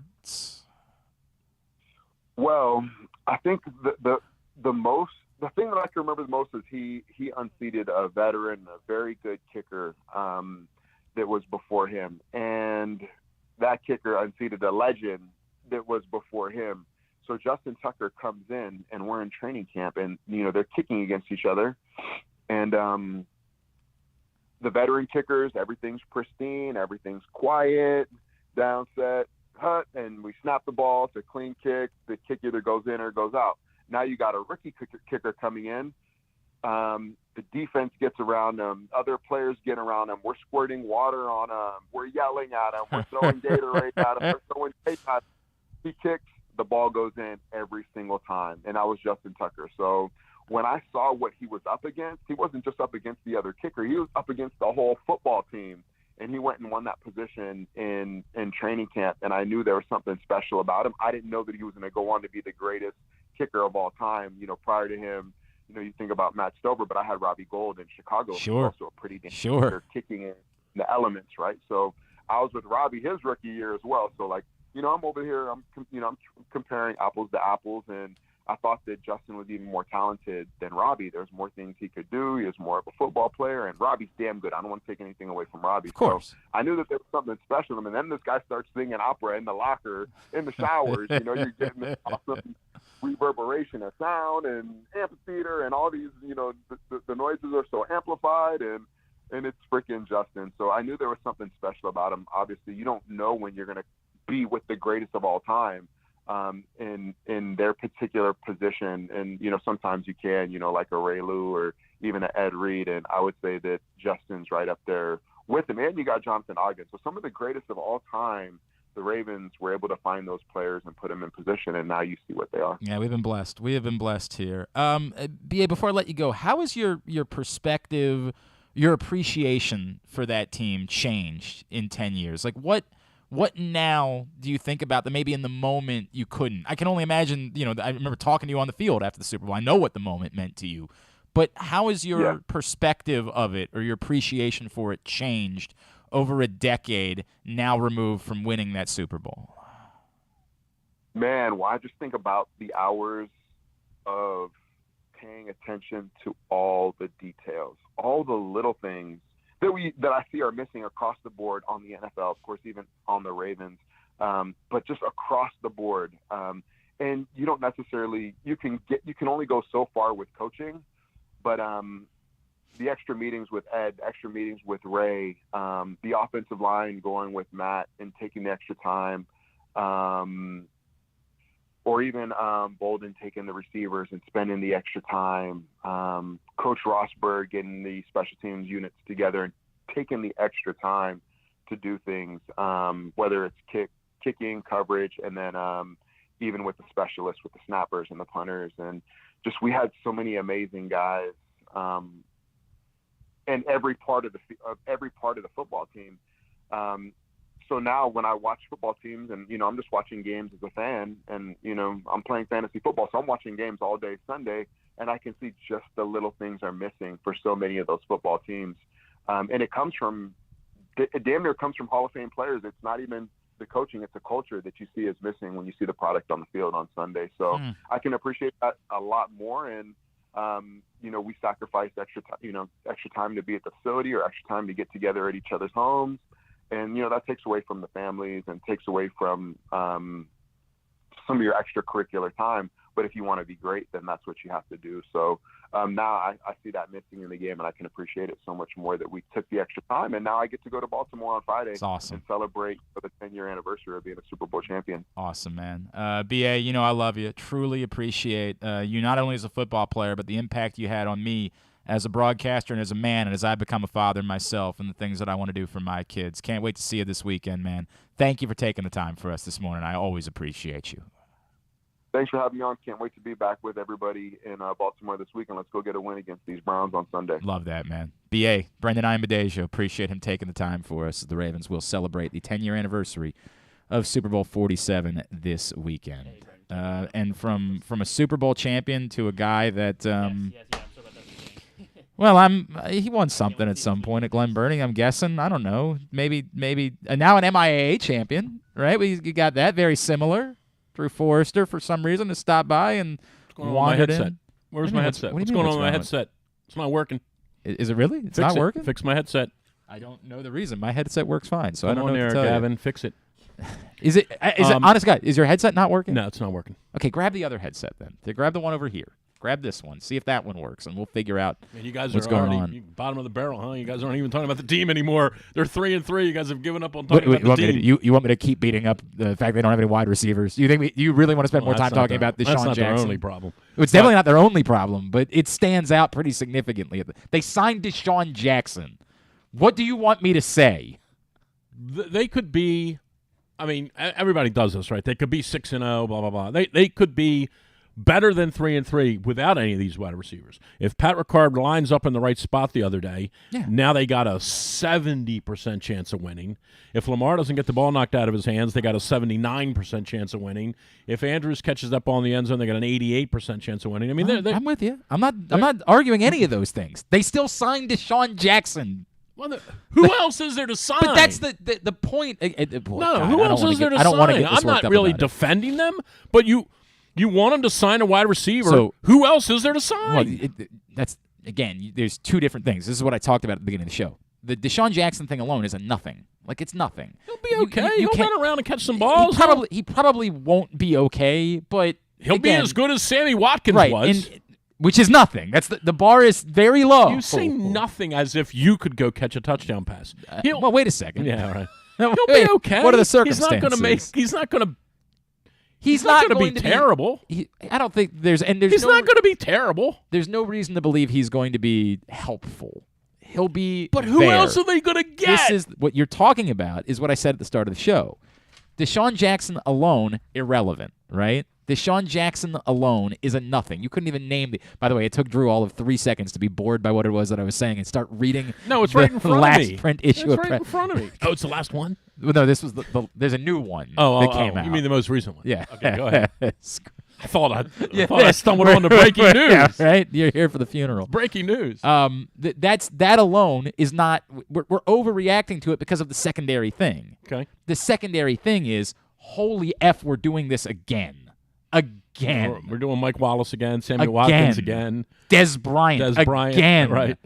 This is what they're doing again. By the way, I think I've asked you this before. Do you have Amazon Prime? I do. Have you seen any of the All or Nothings from the NFL? No, the Cardinals one or the Cardinals one was the best one. Yeah, I never watched those. The Cardinals one was, here are the ones that have been out. The Cardinals, Cowboys. No, wait a minute. It's about Des Bryant. Right. Cardinals, Cowboys, Panthers, Eagles, Rams, which is the one where Jeff Fisher got fired. Yes, I do remember that. Yeah. I thought the Cardinals one was the best one because that was the one where they kind of had it on ice and then they collapsed at the end of the year. The Cowboys one, the most telling thing you took from that one out of the 15 weeks they did it, Des Bryant was insane. Okay. Des Bryant was nuts. Okay. You talk about, like, when you look up wide receiver diva, okay, his picture is there with All his right. shirt off, and T.O. is in the background. Right. Des like Bryant, marveling at it. Yeah. I Des hear you. Bryant was so much not a Raven. That's what really it shocked me when I watched it. I'm like, I had no idea Des Bryant was this much off of his rocker. Okay. And the Ravens taking him was really showed me something. Like, you were that bottom of the barrel that Yeah, you you took were that desperate. freaking Des Bryant. Well. He was nuts. No, I mean, the answer is yes. They're that desperate. And this is the part that's, again, the frustration part of They're it. going to win this week 38-10, so who cares? Well, maybe. Maybe. I don't have much confidence in anything. That's anymore. about what I thought they'd win by Yeah, last correct. week. So it's a twofold problem to me. One, it's the totality of this is always what is the disconnect? You and I used to try to. I wrote about it this morning. I'm like, What? if you think if you're just whining about Eric DaCosta, and if that's what you're doing, okay. If you're just whining that this is John Harbaugh, okay. If you're just whining it's Greg Roman, okay.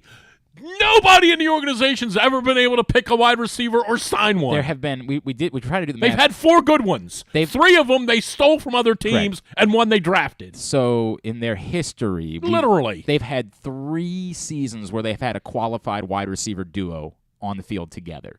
In 2012, they had Torrey Smith and Anquan Bolden together. In 2014, they had Torrey Smith and Steve Smith together. In 1996, they had – that's unfair because Derek Mason and Anquan Bolden were together. Mason and Bolden, and they had Derek Anderson and Michael Jackson. Not Derek Anderson. Derek Alexander Derek and Michael Alexander, Jackson at the beginning of their career. Who at But that it's- point yes, were were competent. outstanding. Now, you can make the Outstanding, argument, right. and I'm not – we're just nitpicking. I'm not debating it because Steve Smith still had some quality. But Steve Smith was in the November he was very of his much career. at the tail end of his career. Right. But again, in comparison to the other things they've done, Right. that guy was very high on the list. I wrote that this morning. With all due respect to Torrey Smith, who had a very good NFL career, made a lot of money. Right. He's the best player they ever picked at that By position. far. And he was just okay.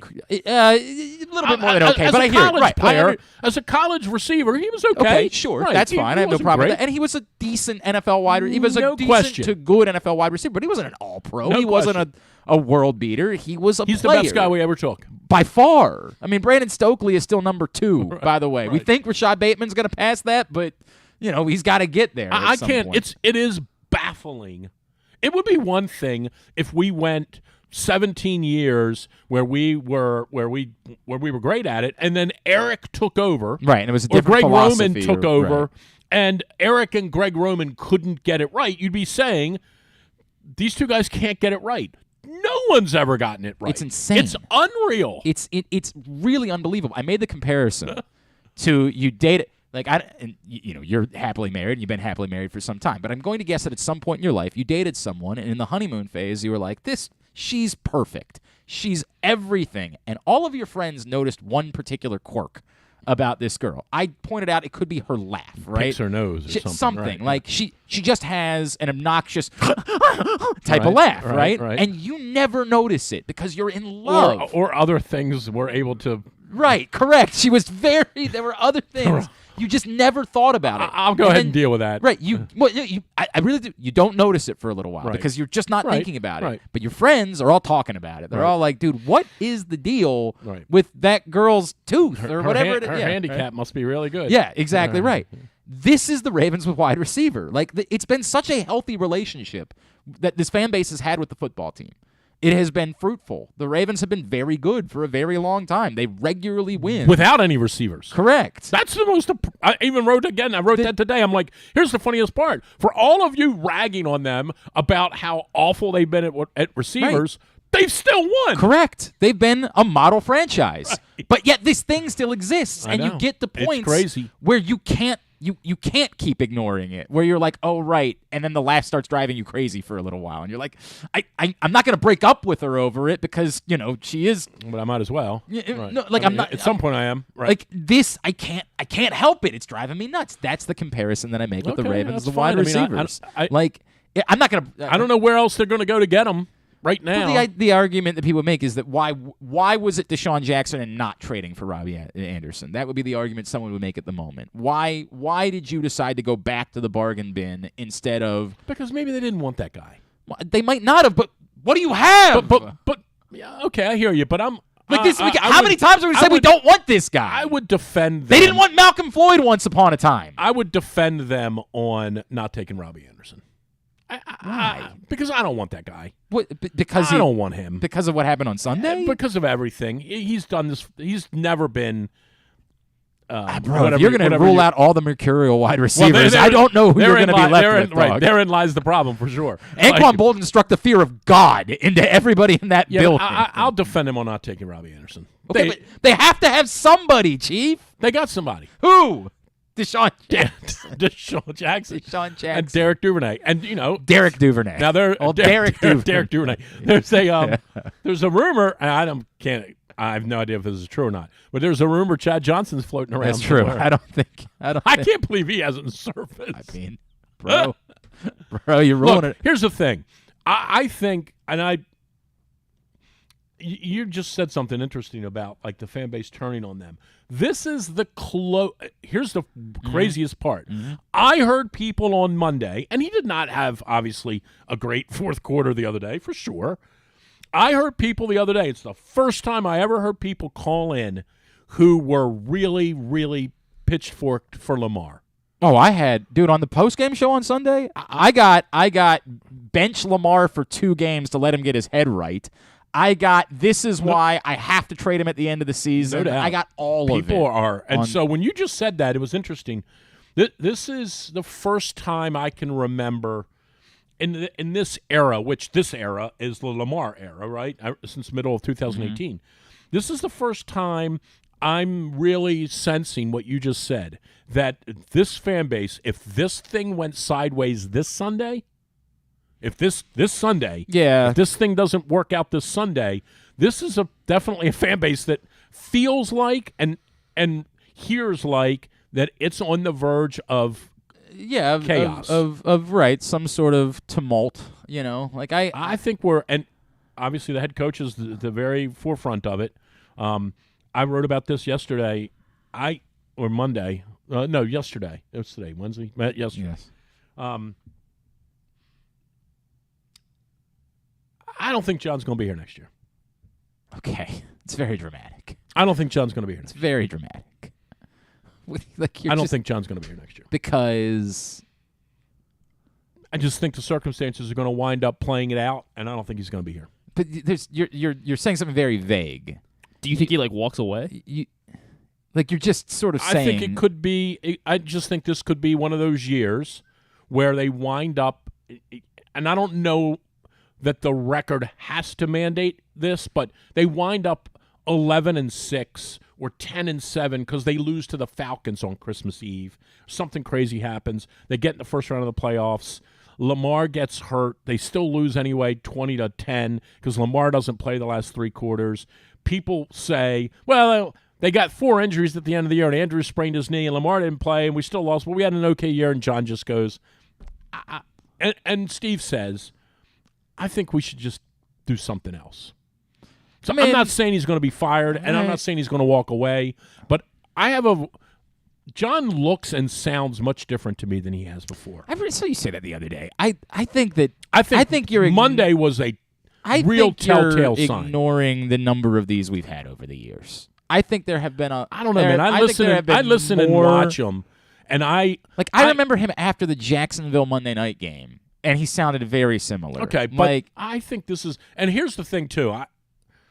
I'm not saying that it's because of what the thing with Peters at the end of the game, because I still don't know that anyone really knows. I think we just.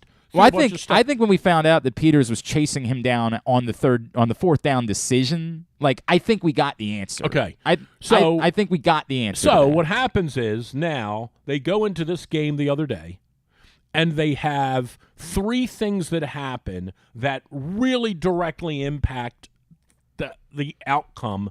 And the outcome was never in doubt until 3rd and 1 turned into 3rd and 6. Correct.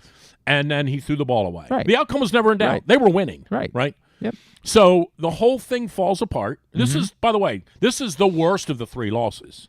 And it ain't even close. You can poo-poo the Miami thing away. They got 2 great receivers. Yeah, but it's still tough to lose a 21-point lead. Fair enough. I mean, like that. But they have quality players that matched up with 3 guys. I hear you. And you can poo-poo the Buffalo thing away. What happened the other day that. is unexcusable, right? But here's what happens. You have 3 things that happen, one of which is the illegal formation penalty, one of which is Lamar throwing the ball away and getting it knocked out of his hand, and one of which and is the snap, right? Like it's both ends of that. Yeah. And one of which is Peters holding the guy in the end zone. As I see John stand up there and have to answer that, it really looks to me like he's at the end of his taking bullets rope. Yeah, I don't know. It came off more to me like what you just laid out is exactly why he's frustrated.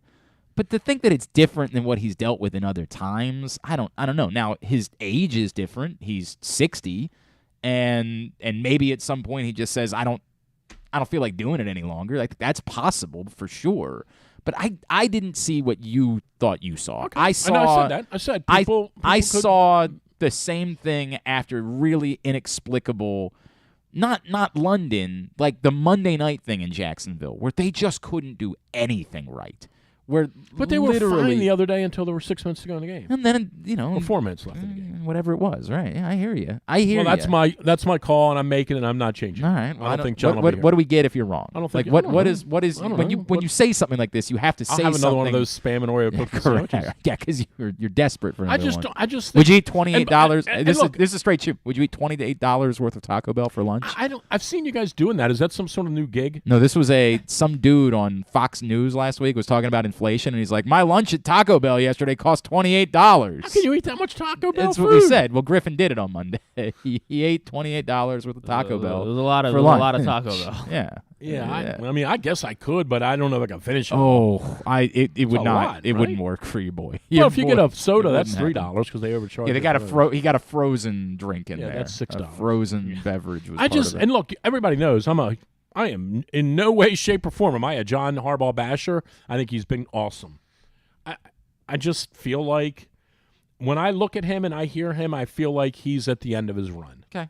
All right. I mean, look, man. That's the way he comes across to me. I certainly don't know, but he's not a quitter. I just don't. He's not a guy that's going to say, I'm giving up. He's not. And ultimately, it'll have to be Steve who says, "Hey, you're going to give up." You're laying out a very specific scenario. Like if they go, win the next 13-4, that might change. But I feel like John's tired. Okay, I don't know. I have no idea what to make of that. And okay, I can't. I almost can't follow up on it just because of that. Maybe. I think he's expected way more from this group of guys. Okay, I mean, I think he's expected way more from this group. Okay, it's 6 games into the season, man. It's just so difficult for me to. But you know how this goes, right? These games, this is just like losing 3 games to the Tigers in May. Those games came back to haunt the Orioles. Well, I understand that. I mean, I can these believe these games are important. Potentially, they could be very important. There's no question about that. But they're about as important as what happens after that. Is typically the way that it works, right? And if they go and they win Sunday, and then they go win in Tampa, but I mean, New Orleans, then now, right? When you look at it, and this is off the top of my head, now this game this Sunday, we think that's a W, right? It should be. Now we got to go to Tampa Bay 4 days later. Right. It was always going to be a coin flip. So it still is a coin flip, right? Yeah. I mean, we could go down there and win. They could Tampa stinks. Right. They could go there and win, right? But they could also go there and lose. Of course, the same way they lost the other day. 100%. Then they've got I don't even know. New Orleans. Then they're at New Orleans. That's a coin flip. New Orleans can score a bunch of points. Mm-hmm. Then they're going to beat Carolina 100-0. Then they've got Steelers at some point. They should beat them 100-0. I hear you. Yeah, I mean their schedule's pretty easy. Well, and the division's going nowhere. Like there's no reason to think that they're not going to be, competing to win the division. Everything is great. Now, if Atlanta wears those uniforms they wore the other day, that's true. It does make it very difficult. Dude, they look really. Yeah, you know what? I normally beat you up about those things. They looked really good. Those were awesome. Looked really. They went really, back. Oh, here's a phone really good. In. I'm sure. Queenstown. I got it. Okay. Are you playing golf? No, I need to. Oh, there's something going on. It's golf. That's more important. Yes, it's golf. Of course, it's golf. That's actually fine because we're behind on breaks, so we need to get a break in here. That actually works out just splendidly. Drew Forrester is with us here in studio. We're going to play Would You Rather Wednesday here in a second. I was hoping that I was going to have it in my hands, but nobody seems to think they need to bring me a copy of the new print issue of Press Box. I don't know what that's all about. I feel like I would be an important person to have one, but such is life. There's no way of getting around it. We do have a new print issue of Press Box that is available today at your neighborhood Royal Farms, any of the hundreds of locations around town where you find Press Box. You can read it all at PressBoxOnline.com. I don't know if you can see that, but that's what the cover looks like. Kevin Willard is on it. I have no idea if that's it exited out too, but what you could. Well, you had it like full screen. Yeah, it's right there. Yeah, can anybody see that? It's Kevin Willard. Yeah. He's on the cover. Yeah. He's the new Maryland basketball coach. Stan the Fan and I sat down with him for a lengthy conversation for this month's cover, and I learned a lot of fascinating things about him. So I'd encourage you to go pick it up right now. The new print issue of Press Box, which is available today, and you can always read it at PressBoxOnline.com. When we come back in, we'll play Would You Rather Wednesday, brought to you by Glory Days Grill. Still to come today, Ray Rice is going to join us. That's all on the way. It's Glenn Clark Radio. Have you been to Guilford Hall Brewery? Located in Baltimore's Station North neighborhood, Guilford Hall Brewery breaks the craft brew mold with their great handcrafted microbrews and amazing Bavarian-style food selections. Join Guilford Hall 7 days a week for Orioles, Ravens, and all of your favorite college games. Make plans now to watch the big games, play trivia, or bring your dog for Yappy Hour. They even have free valet service on Friday and Saturday nights. Go to GuilfordHall.com for a complete schedule of events, beer listings, and food and drink specials. We'll see you at Guilford Hall Brewery. That first sip. That first bite. Start your day off right with a delicious breakfast at Royal Farms. Choose from a fantastic selection of fresh Royal Farms breakfast sandwiches and top it off with a rich hot cup of the freshest coffee in the world. At Royal Farms, breakfast is available day and night. It's the freshest breakfast in the world. Real fresh, real fast. Royal Farms.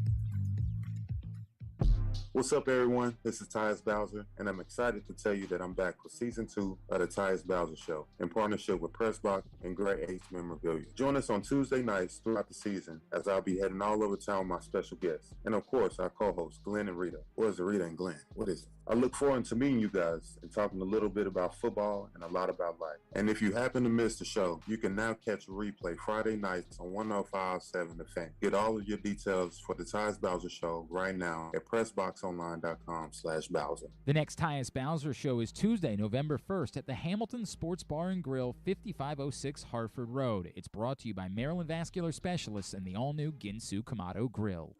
Sports betting has come to Maryland, and we're ready to help you win some money. Tune in for Simply the Bets every Tuesday morning at 11:40. FanDuel Sportsbook GM Leon Twyman and VSiN's Aaron Oster join the guys every week to give you all of the info you need and offer you a few winners. And every other Thursday at 11:40, tune in for Weekend at Bookies as Andrew Stecca and Alloy Sports' Brad Kronthal help make you some money for the weekend. So come win some money with us on Simply the Bets every Tuesday and Weekend at Bookies every other Thursday. Brought to you by the FanDuel Sportsbook at Live Casino and Hotel Maryland. Listen at PressBoxOnline.com/radio. Watch at YouTube.com/PressBoxOnline.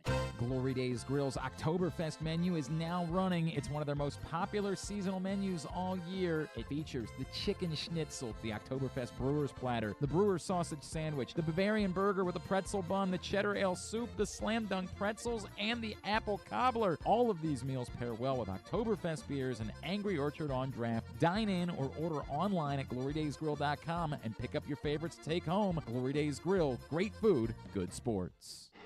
Check out Jeremy Kahn's daily picks at PressBoxOnline.com as he tries to find you daily winners. And speaking of winners, here's a man who once won a media curling contest, and I don't think anything else. He's Glenn Clark. The best place to watch and bet on all the games is the FanDuel Sportsbook at Live Casino and Hotel Maryland. And as I told you, tonight, if you got no plans, you can hang out with George Murison in the FanDuel Sportsbook at Live Casino and Hotel, as he will be there hanging out during the first Wizards game of the season.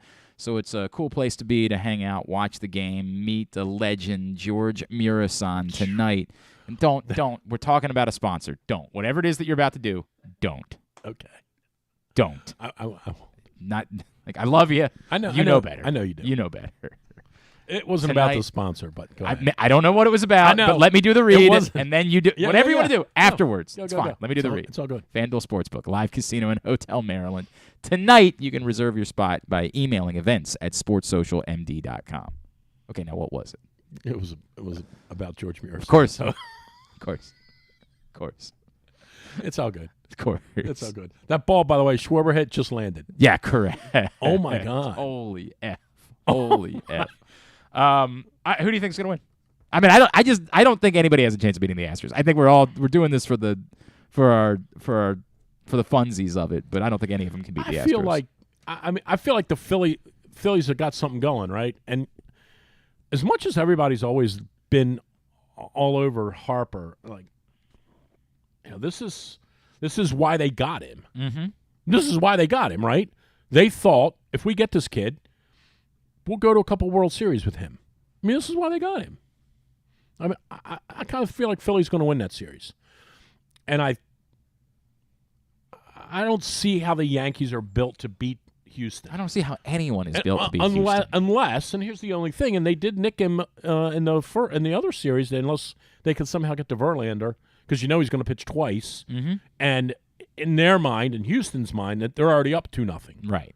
In their mind. Right. Now, if the Yankees can turn that on him, if the Yankees could beat him twice, now it might be a different story. I would feel like he there got was more. clobbered by He did. Seattle. But Was it Seattle? their Yeah. bullpen is so insane that I just don't know that it even matters. I get it. Like, their bullpen is nuts in Houston. Houston has everything, and they have a bonkers pitching's bullpen. not terrible. I mean, the Yankees. But they got to start Jameson but Taillon tonight. Well, they were going to start him last night. I understand, right? They lucked out, right? The big rain out. But they have to start him in game one. He was tonight. really good in the first half of the season. Okay. He was. I understand. I mean, if they get that guy tonight, that's a different story. Sure. And then he was really good. What about your aunt and I know the whole thing, right? I get some it. ants these days actually do. All right. Let's leave that alone. Okay. Let's not. It's a new thing. Let's just not do it. All right. Ain't worth it for us to do that. All right. Look, man. I don't think it's going to matter. I just think the Houston is so loaded that there's just I mean, I think they're going to win, but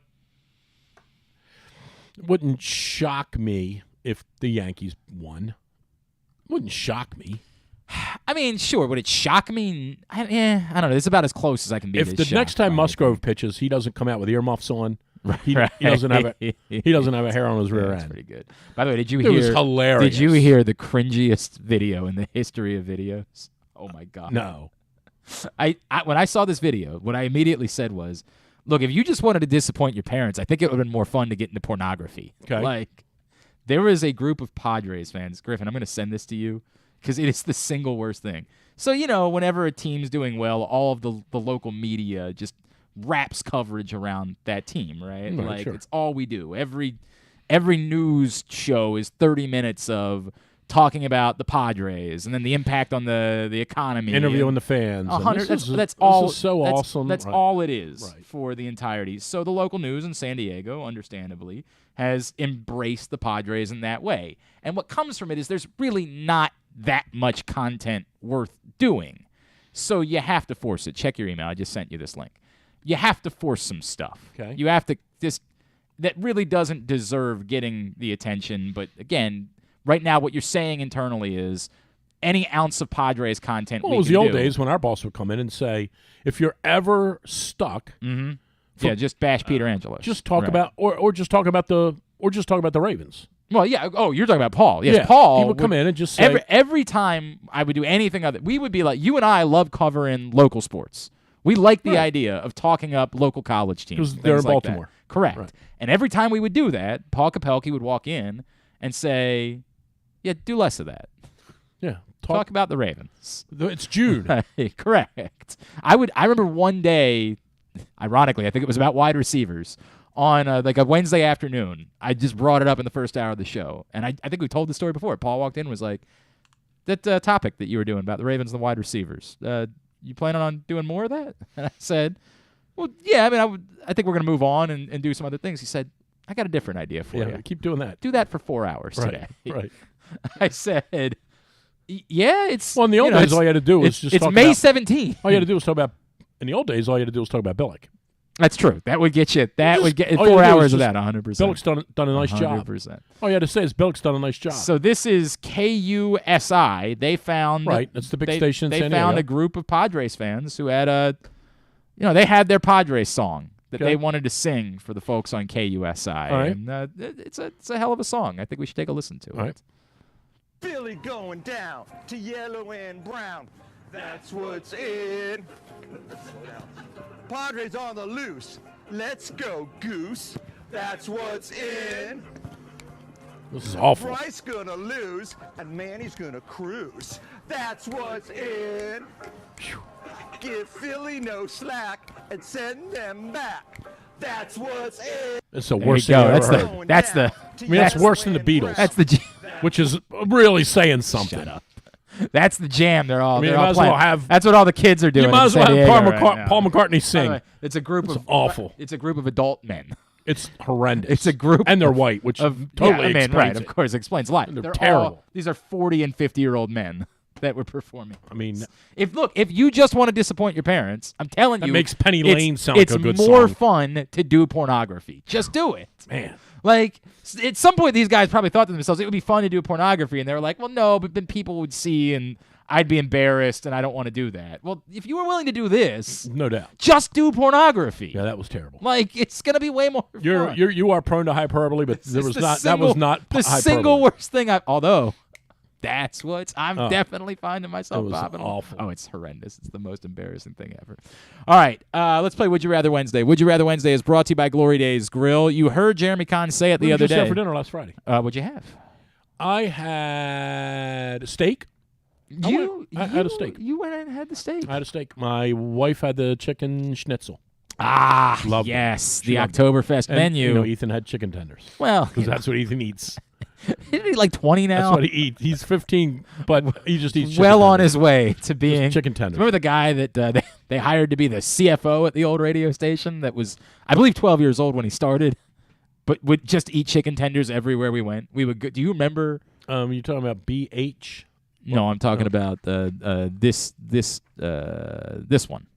This guy. Oh, Lord. You remember that guy? I don't even remember what his role was. We would go out. He was like 11. Like he would Remember say, we got in an argument. We used to get us Oh, my arguments God. with us on the air No all the doubt. time. He would ask me to come with him on a sales meeting. I'm like, yeah, absolutely, buddy. I'll come with you on a sales meeting. And we would go somewhere nice.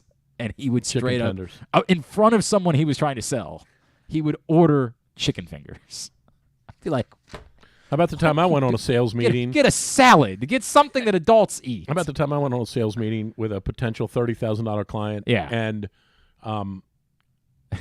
someone walked in. Yeah. Uh-huh. And said, "Oh, you're with that company?" Yeah. Uh-huh. Go ahead. And I've heard. like, and I'm like, yeah. Well, here it comes. And he goes, "What effing moron at your company bought those signs behind home plate?" Mm-hmm.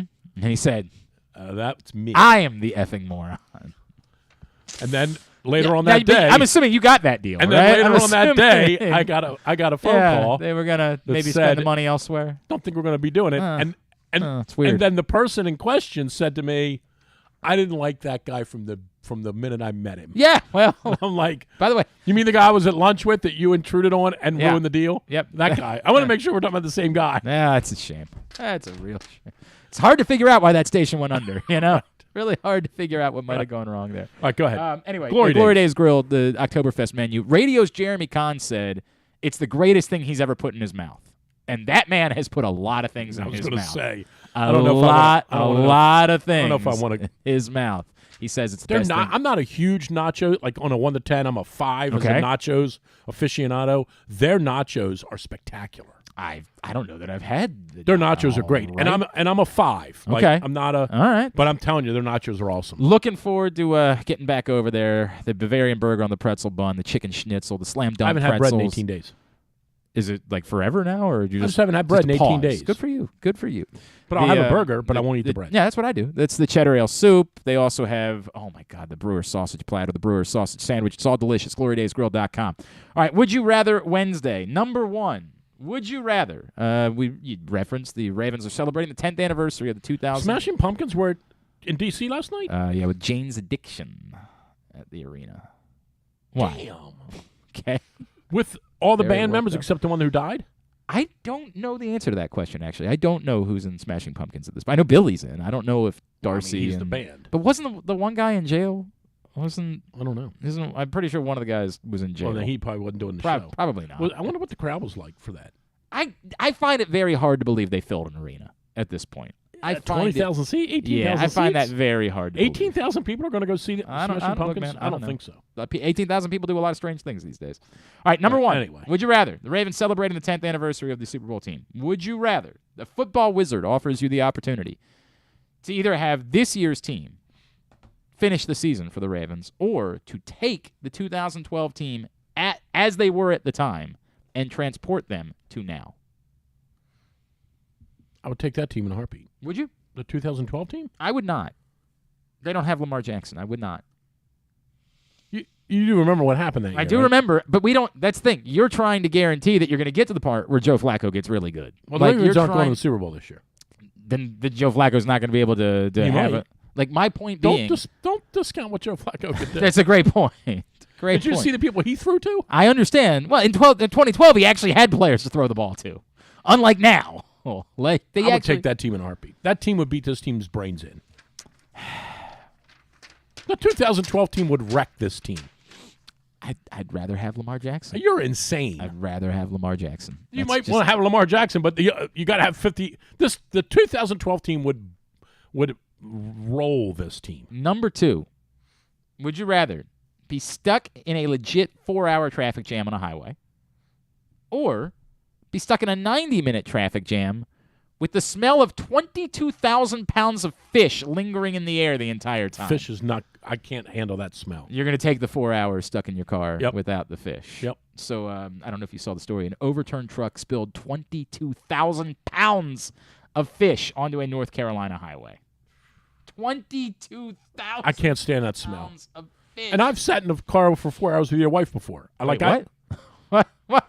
What? Huh? It was before you guys were married. Huh? It was before you were married. What are you? It's all. What are you trying to say? Huh? Huh? I'll take the 4 hours. I'll take the 4 hours. 4 hours goes by quick. I can take a nap, right? But you don't know. That's the problem. You don't know that it's going to be 4. That's the problem with thinking you can take a nap during a traffic jam. You have no idea how long it's going to be and when you're going to have to move again. So you can't. And that's what makes it so hellacious. This is why the question is very difficult for me. I think your answer is right. Like, I think that that's a special kind of torture, but anytime I'm stuck in traffic, it feels like torture. Dude, I have quit good jobs over just, I can't do this anymore. Like, I think if it's something you deal with every day, like every time I drive to D.C., dude, I just drove down there for a golf tournament. I went 2 days in a row, and I left. By the way, Griffin tried saying he could get to a Wizards game in an hour from Westminster. At what time? 4 in the morning? Not even. You Anytime. couldn't even do it at 4 in the morning. You couldn't get there. No. Have you ever tried driving overnight? Because I did overnight shifts in D.C. There's still insane traffic constantly. Constantly. Westminster, 20 minutes to 695.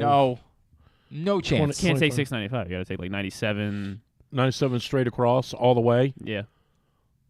The moment you get anywhere close to the city, you're out. But I drove 2 days to D.C. in a row for a golf outing, a golf tournament, and I drove sort of kind of at the same time. Those 2 days totally finished me off. Mm-hmm. There would be no possible way I would drive over there at 8 o'clock in the morning. When the radio station went under, the first job I took, I think people remember, was at 106.7 in D.C. and 99.1. And I was doing updates for them, right? It was just a fun side thing I could do for a little while until I figured out what I was going to do. And after a little while, they started saying, hey, do you like it here? And I was like, yeah, I like it here a lot. Like, I like the people. Everybody's been good to me. Like, this has been a great thing for me to do. And they were like, They fired you? No. And they were like, I think technically I'm still an employee. They were like, would you want to think about taking a full-time gig? And I was like, yeah, if I got to live in the station. Yeah, like let me think which about. Which you did a couple of times at the yeah, other place. Correct. Let me think about that. I might be willing to do that. And then they moved from Lanham into the city. And after the second time I went, no thanks. They said, hey, are you still thinking about what we talked about? I said, yeah, I'm good. If you guys have a helicopter. Correct. I'm going to pass. It's a great gig. Not for me. I can't do this to myself. I'm in. All right, number 3. Would you rather? Very simple. Carlos Correa or Carlos Rodon? I think we did this before. I think we did something similar, but not this. I want the picture. Okay. I'll take the picture. And then you don't care at all about the Christmas Story movie with Ralphie, right? That's not something that registers I've for seen you. it, But you don't have an opinion. And I'll save number 4 for you. You know they're doing another one. Okay. They're making another Christmas Story movie. So I don't know what you actually care about. Like what? If, let's say you love Lean on Me, for example. I happen to know you love Lean on Me. I love that movie. If they attempted now to make another Lean on Me Training movie, Day. right, and like involved whoever's still with us, I got to think about who's still with us from the first Lean on Me movie. Well, they're all. Morgan Freeman's Freeman's still alive. definitely still alive. Robert didn't. Oh no, it was. It wasn't him. It wasn't the actor. It was the actual principal just died. Right? Joe Clark. Yeah, Joe Clark just died. Yes. But if they attempted to do another, now they call me Batman. Right. If they attempted to do another Lean on Me movie, you'd never find anybody do it as good as Morgan Freeman. Would you be the first person to go see it, or would you say no, burn it? I don't want it. I don't want this to exist. I want it to be gone. It definitely would depend on who had the lead roles. It would depend. It would. This is what I'm finding myself right now with the Christmas Story thing, because they put the teaser trailer out and there's nothing in it. You don't see any. It's just we're doing this, right? It's coming out in November, and I care about it's part of my holiday every year. This is the one where the kid gets his tongue stuck on the thing. This is the Red Ryder BB gun, the whole deal. I care about it, and I'm gonna watch it inevitably.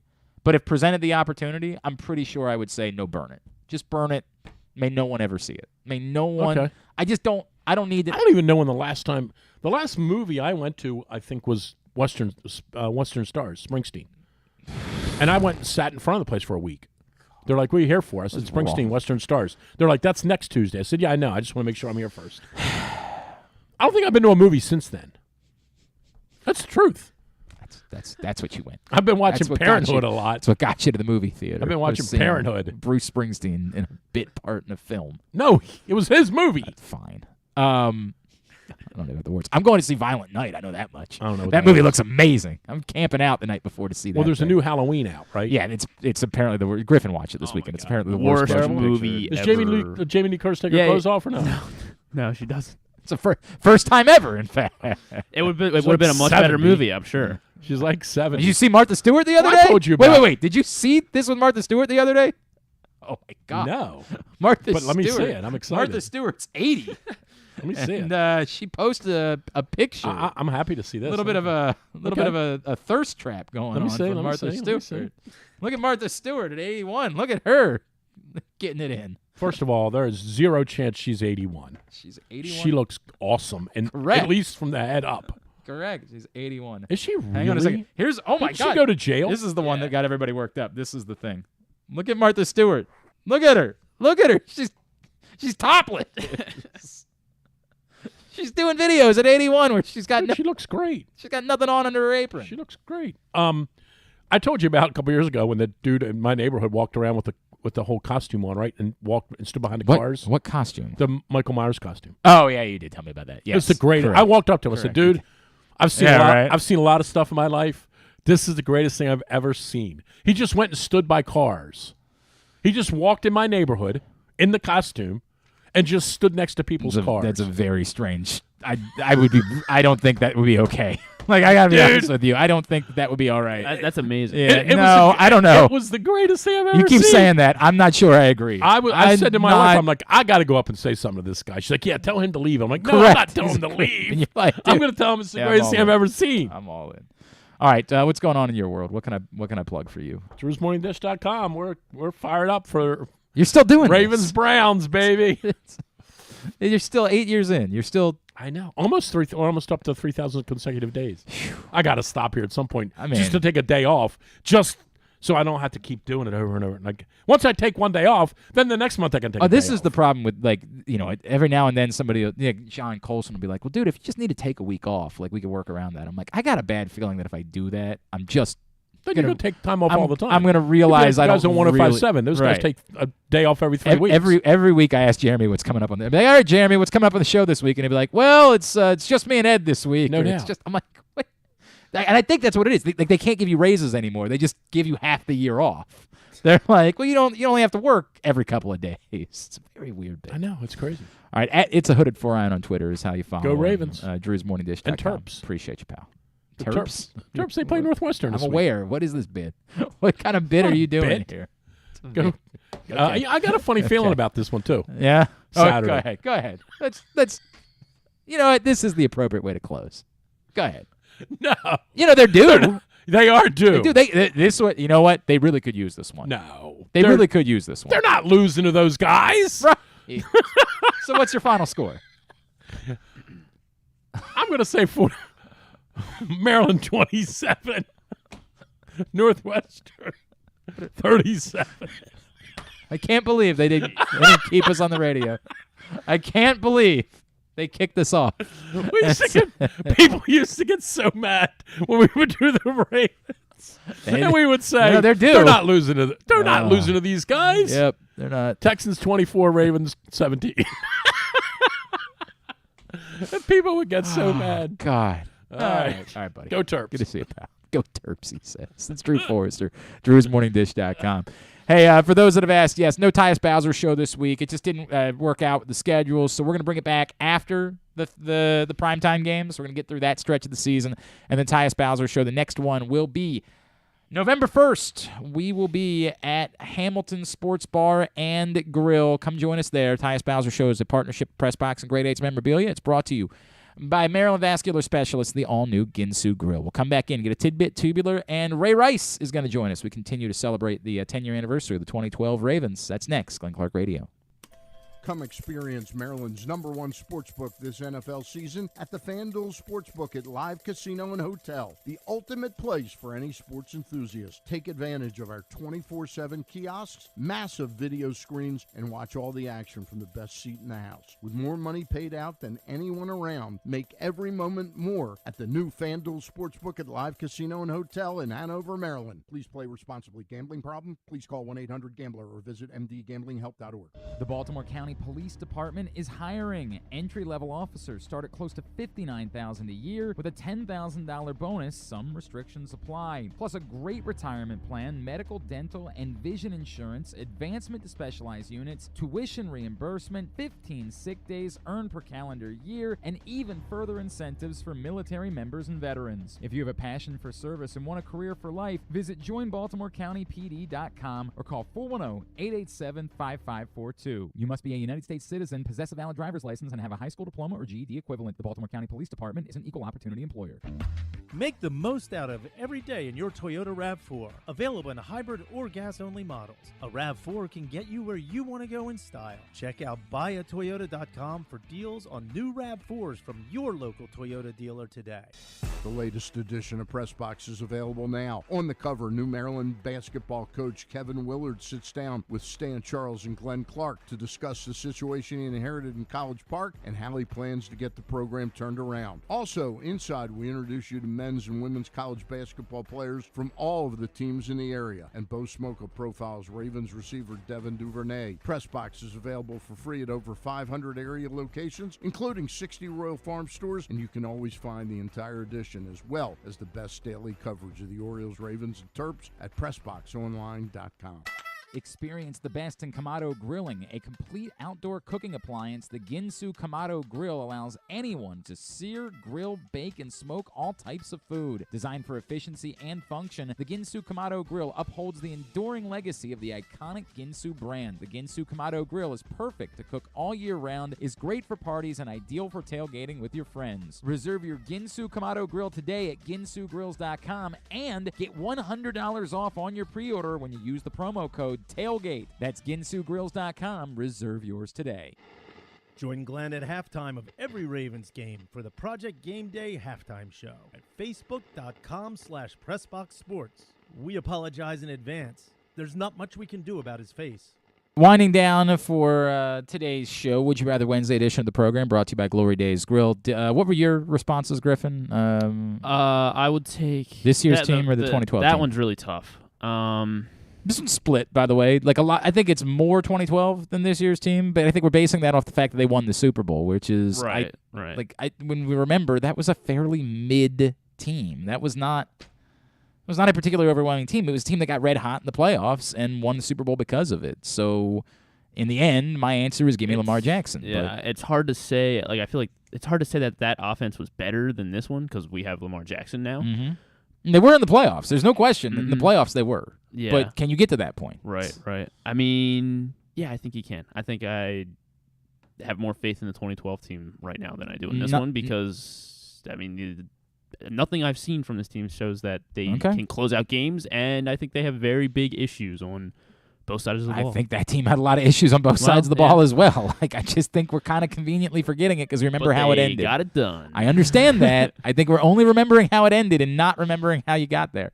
The fish or just a normal 4-hour traffic jam? I think I could withstand the fish. I hate traffic. You love fish, as we learned a couple weeks ago. You're all in. Like, Griffin be looking through his car. Does he have any SpaghettiOs?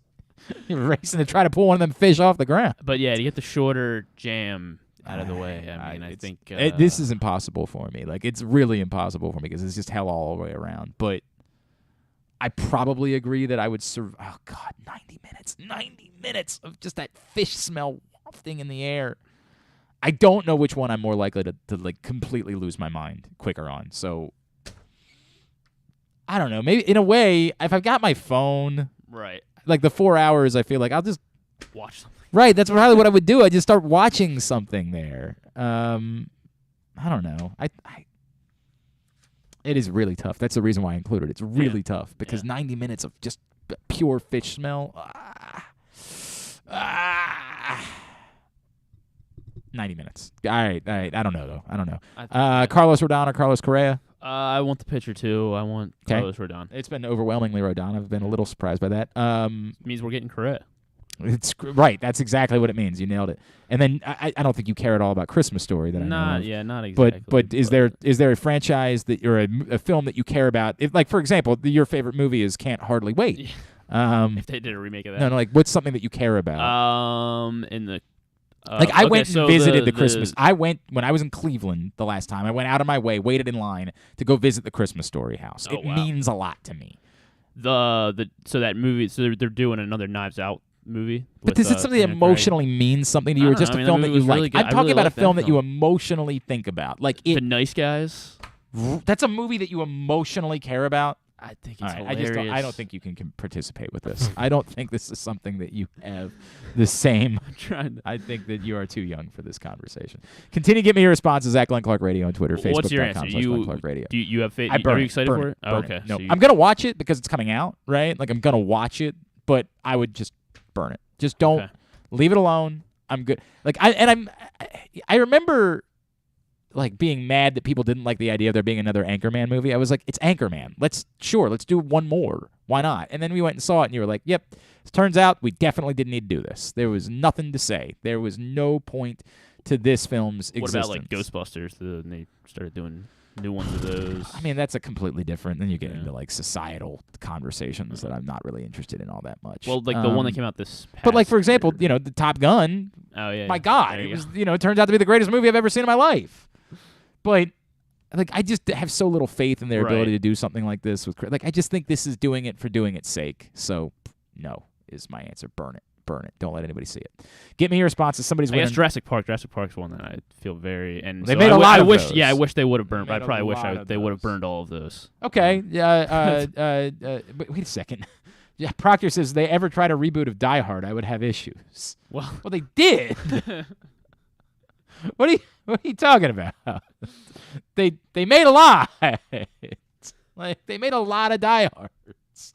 So I'm not sure if that was an attempt at a joke or if, like, I don't know what I'm missing there. They definitely made, oh God, annoyingly so. They made more Die Hard movies. I don't really understand what the thought process was. Actually, Die Hard 2 was really good. Let me take that back.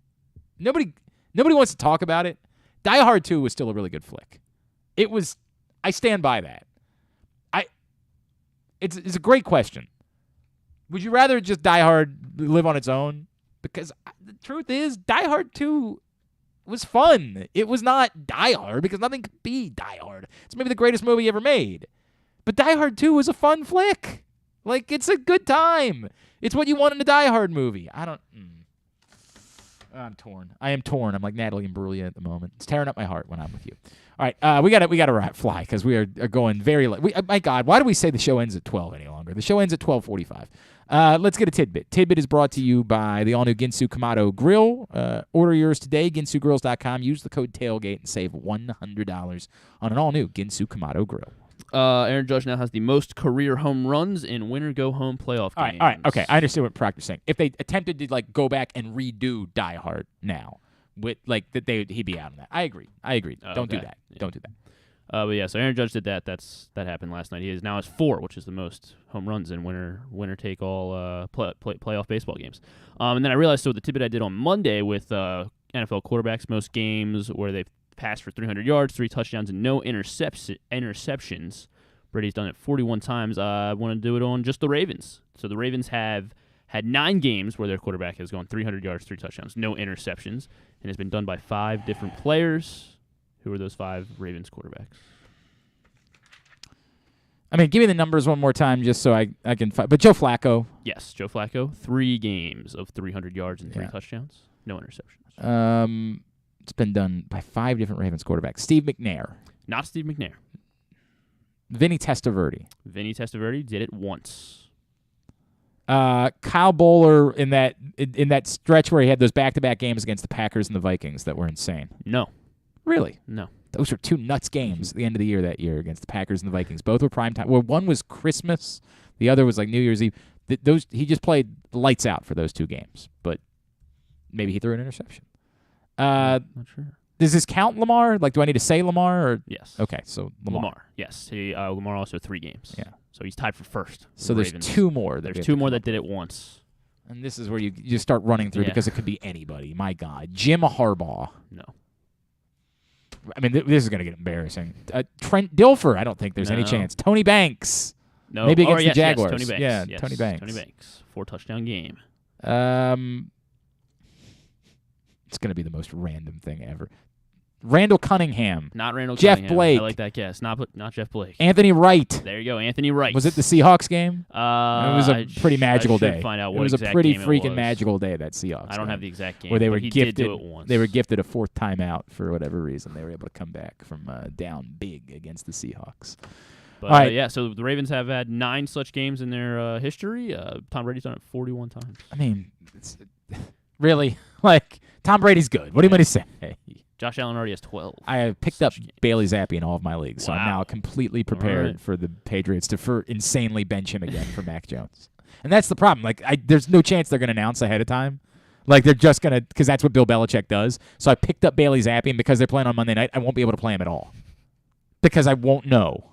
It's the dumbest thing ever, but I picked him up. As long as they keep handing the ball off to Ramondre Stevenson. I want them to throw it to Tyquan Thornton because I had a... What if they might hand it off to him, too? They might have handed it off to him, too. I have a bye-week hell league where I had to pick up Tyquan Thornton on top of some other very random, anybody that was available. I think I picked up Devontae Parker as well. It's a league where I have... You're going to have to start Gus Edwards if he plays this week. I don't know. Gus Edwards is not available. Oh, wow. I had to pick up Bills, and I had the Bills and the Rams. So I had Allen Robinson on a bye, Russell Gage not Russell Gage. Who am I thinking? Gabriel Davis on a bye. I just had a bunch of just buys. So I had to pick up who I had to pick up. All right, Tubular is brought to you by Guilford Hall Brewery. Guilford Hall. Sean Jackson, maybe. No. GuilfordHall.com is the website. 1611 Guilford Avenue in Station North. It is a gem in our city. The beer selection's amazing. The Bavarian menu's outstanding. GuilfordHall.com for Guilford Hall Brewery. Here's what's coming up tonight, as I mentioned earlier. Baseball playoffs. NLCS Game 2, Phillies-Padres at 4:30. Aaron Nola and Blake Snell. Apparently it's on both Fox and Fox Sports 1, so there's that. TBS for Game 1 tonight in the ALCS, Yankees-Astros, Jamison Taillon and Justin Verlander. NBC Sports Washington for the Wizards season opener against the Pacers at 7 o'clock. ESPN, Knicks-Grizzlies at 7:30. Mavs-Suns at 10. TNT, Flyers-Panthers, 7:30. Blues-Kraken at 10. ESPN 2, college football, Georgia State and Appalachian State at 7:30. ESPN Plus, UMBC at Navy and soccer at 7 o'clock. And the USA Network for Brentford and Chelsea today at 2:30. Non-sports highlights? Survivor's still going. New episode of Andor, the Star Wars show on Disney Plus, and then Documentary Now, season 4 premieres. That little documentary I'm familiar with it. Yeah, it's never been with something Fred that I've Armisen, watched. Fred Armisen and Bill Hader. I watched it when it first came out. I thought it was funny, but I haven't really come back to it. But it is premiering on IFC. So I went last night. I was like, it's time for me to finally start. Oh God, what's the name? Wrexham? Thank you. I was like, it's time for me to finally start Wrexham, and then I was made aware that I had not finished Kevin Can F Himself. So I finished that last night. So I hope that the rest of the week I can finally get into Wrexham. That's next on my list. Nice. All right. Thanks today to Drew. Thanks also to Brendon Ayanbedajo, to Tyler Dunne, the author of The Blood and Guts, and to Ray Rice, who you're about to hear from. We'll get all of it up in the greatest hits section of the tab at GlennClarkRadio.com. On the program tomorrow, we'll continue to chat with the 2012 Ravens. Danelle Ellerbe is going to join us, another one of my personal favorites from that team. Is Will Barton joining us tomorrow? He should be. I don't have a time confirmed yet, but we should be able to Stuff talk to and him things. either Friday or Stuff tomorrow. and things, as always. It's R.I.P. Corey Dyches, I guess. That's really sad. Yeah, well, yeah, I'll figure that out That's too. not a great sign. Hey, what are you gonna do? What are you we gonna got do? picks tomorrow too. Sure. Thanks, everybody at PressBox, all of our great sponsors and partners, including the Baltimore County Police Department, Glory Days Grill, Royal Farms, Costas Inn, Guilford Hall Brewery, Great Eights Memorabilia, the FanDuel Sportsbook at Live Casino and Hotel, Maryland Vascular Specialist, the all-new Ginsu Kamado Grill, the Baltimore Orioles, your local Toyota dealer, buyatoyota.com. Thanks to Griffin at Griffin_Bass. Follow us Twitter, Instagram, TikTok at Glenn Clark Radio. On TikTok yesterday, we learned something very disturbing about Griffin, by the way. Very disturbing. I don't know what to make of that. So go find that at Glenn Clark Radio on TikTok. Have a great Wednesday evening. Go Astros. Duke sucks. Ohio State sucks too. We wrap up today. Again, continue to celebrate that 10th anniversary. Ray Rice joining us here on GCR. We're joined now here on GCR by a man who, of course, was a big part of the Ravens winning the Super Bowl 10 years ago, which is really a weird sentence to say. That doesn't feel right. But the Ravens are celebrating the 10th anniversary of their Super Bowl 47 title this Sunday when they take on the Browns. And this man, Ray Rice, obviously was a huge part of making that possible. He's with us on GCR. Ray, it's Glenn. It's good to catch up with you, man. Thank you so much for taking the time for us. I appreciate you for having me. Can you take me back, Ray? Like, you know, does it alarm you as much as it alarms the rest of us that we're talking about a 10-year anniversary at this point? Yeah, I ain't gonna lie. It does feel like it does feel surreal, but man, time flies. Like, I mean, it's like, where did it go? But I'm sitting back, you know, driving my kids to school and realizing, like, 10 years ago, I'm like, wow, I have a 10-year-old. So my daughter was 1 when we won the Super Bowl. So yeah, wow. I mean, it was a great, like, memories of, you know, what it took to get there and all that stuff, because it's just something that is very rare. Like, yeah, you see it, teams with multiple, but, man, like, and we have multiple Super Bowls, you know, here in Baltimore, but, man, it's hard. It's hard to win a Super Bowl. And that's the one thing I, you know, taking from the experience. I'm so glad you bring that up, right? Because, and I'm sure, as you know, it's something that we're dealing with around town right now where everybody's losing their minds because the Ravens lost a football game on Sunday. It's not like you guys were perfect that year, right? And we all remember, you know, how things played out closer to the end of the year where things really kind of looked hairy there for a minute. Like, when you talk about how hard it is to win a Super Bowl, like, winning the games is one thing, but, like, staying together for the entirety of that, how did you guys manage to do that, particularly remembering what had happened the year before? Well, yeah, I mean, you know, you go back to the year before, like, we were always right there. Like, we're getting close. And, you know, you just start, like, it gets to a point where, no disrespect to the coaches, but they're the least factor in those kind of situations. And I'm not saying the play calling. What I'm saying is there's never going to be a magical play. There's never going to be something but there's going to be magic moments where a player has to make a play. And I think what you've seen with our Super Bowl team was, you know, we were, like, everybody that knew, like, it was going to be Ray Lewis's last game wherever he played, that took precedence over a lot of things. Mm-hmm. And I think that, you know, we weren't going to let nobody spoil it at our house. But the best place in the world to finish it was in New Orleans. And I think that, when you put a lot of those things together, you look at what, Ray himself had to battle from the injury. We were up and down. Obviously, yes, I had the 4th and 29. You look at what Jacoby Jones was able to do in Denver. I mean, you take a couple of plays and a couple magical moments with a team that we were all very close. And you take that team and you put it together, man, we got hot and we just wanted to keep it going. Yeah, it worked out all right. It worked out okay. Ray Rice is with us. Again, the Ravens celebrating the 10th anniversary of the Super Bowl XLVII title this Sunday when they take on the Browns. Ray, you mentioned magical moments. Obviously, one in particular stands out related to you, and that happened in San Diego. Man, if I did something like that, I feel like I would probably go back and watch it on YouTube like 100 times. Man, I jumped out of a plane once, and that's not even an accomplishment, but I go back and I watch it over and over and over again, just try to relive that thrill. How many times in your life have you gone back and looked at 4th and 29? Man, I ain't gonna lie. Like, I usually take the humble approach, but I've watched it many times because I'm like, like that's one of them plays, like, you just can't dream them up, like, right? Like, but I always tell a funny story on how, like, believe it or not, like, I used to just always finish in practice. Like, so, by the time you shook a couple people and, you didn't get touched, you got used to finishing down the field. And did that situation come up at a unique time? Yeah, you just can't,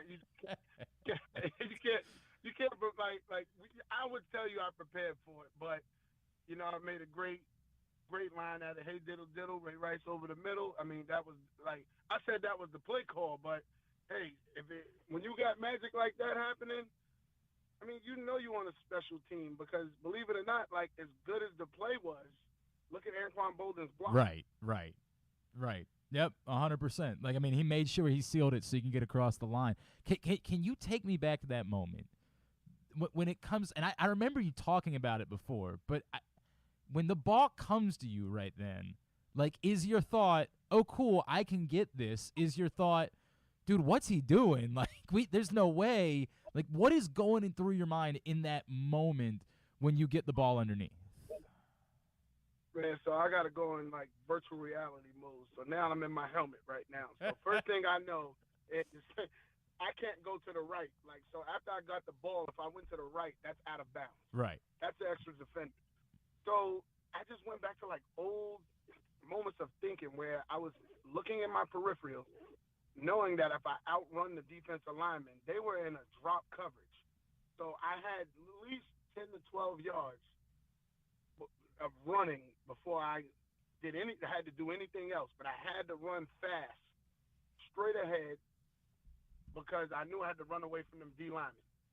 So once I was able to do that, and then I made the hard cut, and I seen grass start coming up from the defenders that were falling, I was like, oh. And then I I literally peeked and looked at the stick. Man, I'm like, all right, virtual reality mode, put your head down, and you gotta get it. Like you gotta get it. But, like, you're literally playing like I wish I had like one of those quarterback helmets where you could hear what I was like. I probably was making all kind of got him. Like, I probably was saying so much stuff. Like, that probably would have been, like, viral right there. But, like, I know that I was literally, like, playing, like a joystick in my head, but knowing I had to get through that maze to find the final destination. Man, like what was the Michael Vick commercial with, like, the roller coaster ride, right? Like, it's almost feels like that was what you were doing in that moment. Was there a moment? Yeah, I wish I had it. Was there a moment during the play that, like, you realized, oh crap, we've got this? Like, or did you know how close you were? Like, can you take me back to that? And do you remember, like, oh, this might work? Yeah, like, I remember when I finally got down, I peeked over. I'm like, yeah, I got it. But the one thing I remember that was, like, monumental was the life that got sucked out of the stadium. No doubt. You could hear a pin drop. Like, And it still doesn't hit you because we got to still play the game, but we knew momentum. Everything had shifted from that moment on. We knew, like, there was no life left in the San Diego Chargers. That moment right there was it. And, like, no first down, we home. That's no playoffs. Like, I didn't even know the ramifications of it. Until, like, you're like, yo, you don't get the first down, no playoffs. Like, wow, like, dang. Like, I mean, I feel honored to be a part of, like, arguably one of the biggest plays in Baltimore Ravens history. No, there's no question about it. I mean, there's absolutely no debate about it. And you're right. Like, at the time, you know, you guys were kind of sitting pretty at the moment after the struggles in the next couple of weeks. You look back and reverse it, to your point. If you guys don't win that game, you know, history is totally different. Yep, completely different. That was a playoff game. That was a must-win game. That I do remember. If we lost that game, the way it was shaking up, we were going to be out of the playoffs. Ray Rice with us here on GCR. Ray, you know, when you bring up, you know, we referenced what you guys went through late in the season, right? And how you're able to stay through it together. You know the parallel, right? The Ravens this season have lost 3 games in which they've had big leads in the second half. And there's this thing that people say, like, how does that not impact you? How does it not, you know, frustrate you? And how do you not allow that to seep in? You guys went through that. I mean, we remember the Denver game. It was a mess, right? Like, you went through a stretch late in the season where it wasn't going well.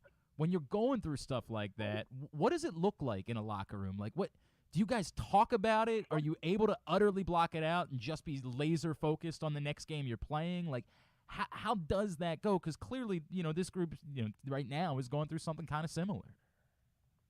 I mean, honestly, you have to. Like, I mean, it's not like, I mean, like you said, the variable here that we're talking about is early in the year. Like, I mean, if this was happening at week 12, you got, like, you're concerned, you know, and it's still alarming, but like I said, it's going to get to a point where, you know, I heard Marcus Spears say it today on TV, right? Lamar Jackson is always trying to make the play. Mm-hmm. Like, no doubt about it. The same things he does when he's making the plays is the same thing that, you know, you look at that kind of could come back to bite you. But he's that good that, like, you're talking about him being a better decision maker. Like, he's shown, like, from his now from now where he started, everybody said he couldn't pass the ball. You know, now it's just, you know, everything he does great, he's going to leave himself for more critique. Like, I mean, the greats of the world understand that. And I think that, listen, Tom Brady's dealing with it right now. Russell Wilson's dealing with it right now. Like, these are Hall of Fame guys. Aaron Rodgers is dealing with it right now. And Lamar Jackson is substantially younger than them with a whole lot of football left to play on a team that really, I mean, supports him. Like, his teammates, from the coaches, from everybody, the top down, knows that, you know, if they had to do it all over again, he's going to make the right play. But I'd rather that now than week 14. I completely, you know, by the way, as we say that, you guys figured it out after week 14. So, you know, there is something funny to be said about that. If I could, you know how this goes, right? Like, whenever you go through something like this, everybody wants to blame somebody. Everybody wants to criticize somebody. And John Harbaugh has faced some criticism and said, hey, look, you know, the buck stops with the head coach. You guys went through a lot, right, that season. You know, not just that stretch at the end of the regular season, but I think the stories are kind of famous about the Houston game and with the bye week and you guys, you know, pushing back on how hard he wanted to go in practice. Can you tell me, based on your experience with John Harbaugh, about how he handles adversity and what you would expect out of him right now dealing with adversity, maybe compared to some of the adversity that you guys went through then?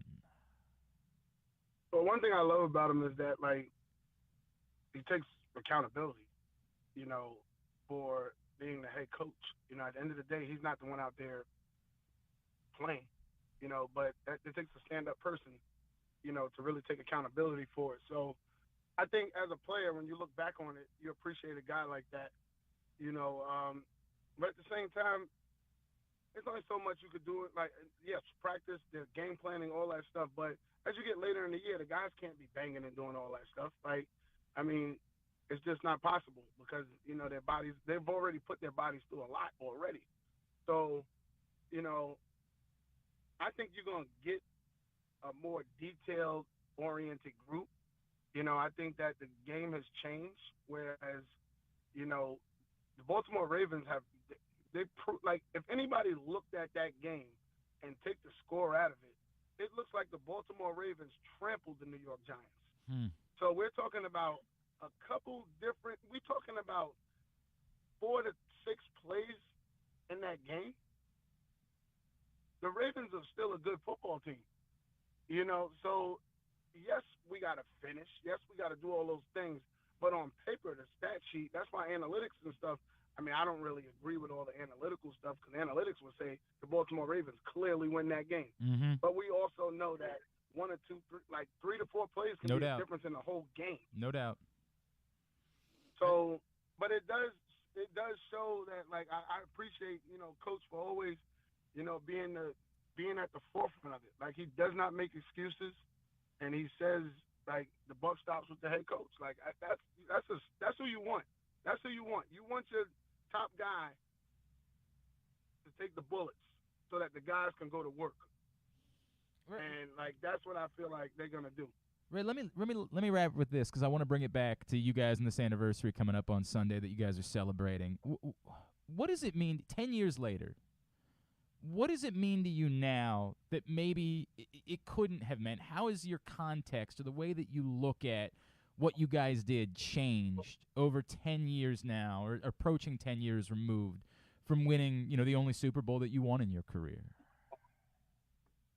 Man, it changes everything. It literally changes everything because, like I said, if it was the one thing that you realize that it is the hardest goal to achieve in sports, to assemble a bunch of men. Some came from poverty, some came from wealth, some came from different parts of the world, and to assemble us in a span of 6 months and tell us we're brothers, we got to figure this out. That is the hardest task in the world to do, to assemble grown men who got families, kids, face adversity. Man, it's usually a lot of that stuff that makes a lot of the difference. Like, that's the stuff, whereas, like, I mean, we're told everything, your targets, can't do this. You like, where some people just, like, want to be free. But you know how much sacrifice is made for your teammates if you really believe that you can get it done? That's what winning a Super Bowl is. Like, and you notice I mentioned not coaching, and it's nothing on the coaches. It starts from the top. It starts from our relationships with Ozzie Newsome, Steve Bisciotti, Eric DaCosta, like everybody in the building. To let me show you how tight we were. To the people who were the janitors, the firefighters, the equipment managers. It is a whole operation that has to be on one accord. Like, because they all matter. The trainers, they all matter. Like, so it's like everything got to be firing on all cylinders for that to be really good. And it's the people that we don't talk about, the people who's doing the tickets week in and week out so your family members can be taken care of. Imagine, like, you don't have that in order. Like, you're thinking about tickets or whether you got to, like, run a touchdown or do, like, there's a lot of things that could be on your plate. But they got a lot of people over there that do a great job of taking the stress off of you so that you can just focus on doing your job while you're there. Right, it's going to be great to see you guys back together this weekend, and what thrills you all gave us during that season. Memories that will last a lifetime for everybody here. I know you're still around. I know you're still involved. I appreciate you taking the time for us, man. I have no doubt we'll catch up again soon. Thank you for hopping on and sharing it with us, and enjoy this weekend, man. Oh, no, my pleasure, man. I appreciate you for having me.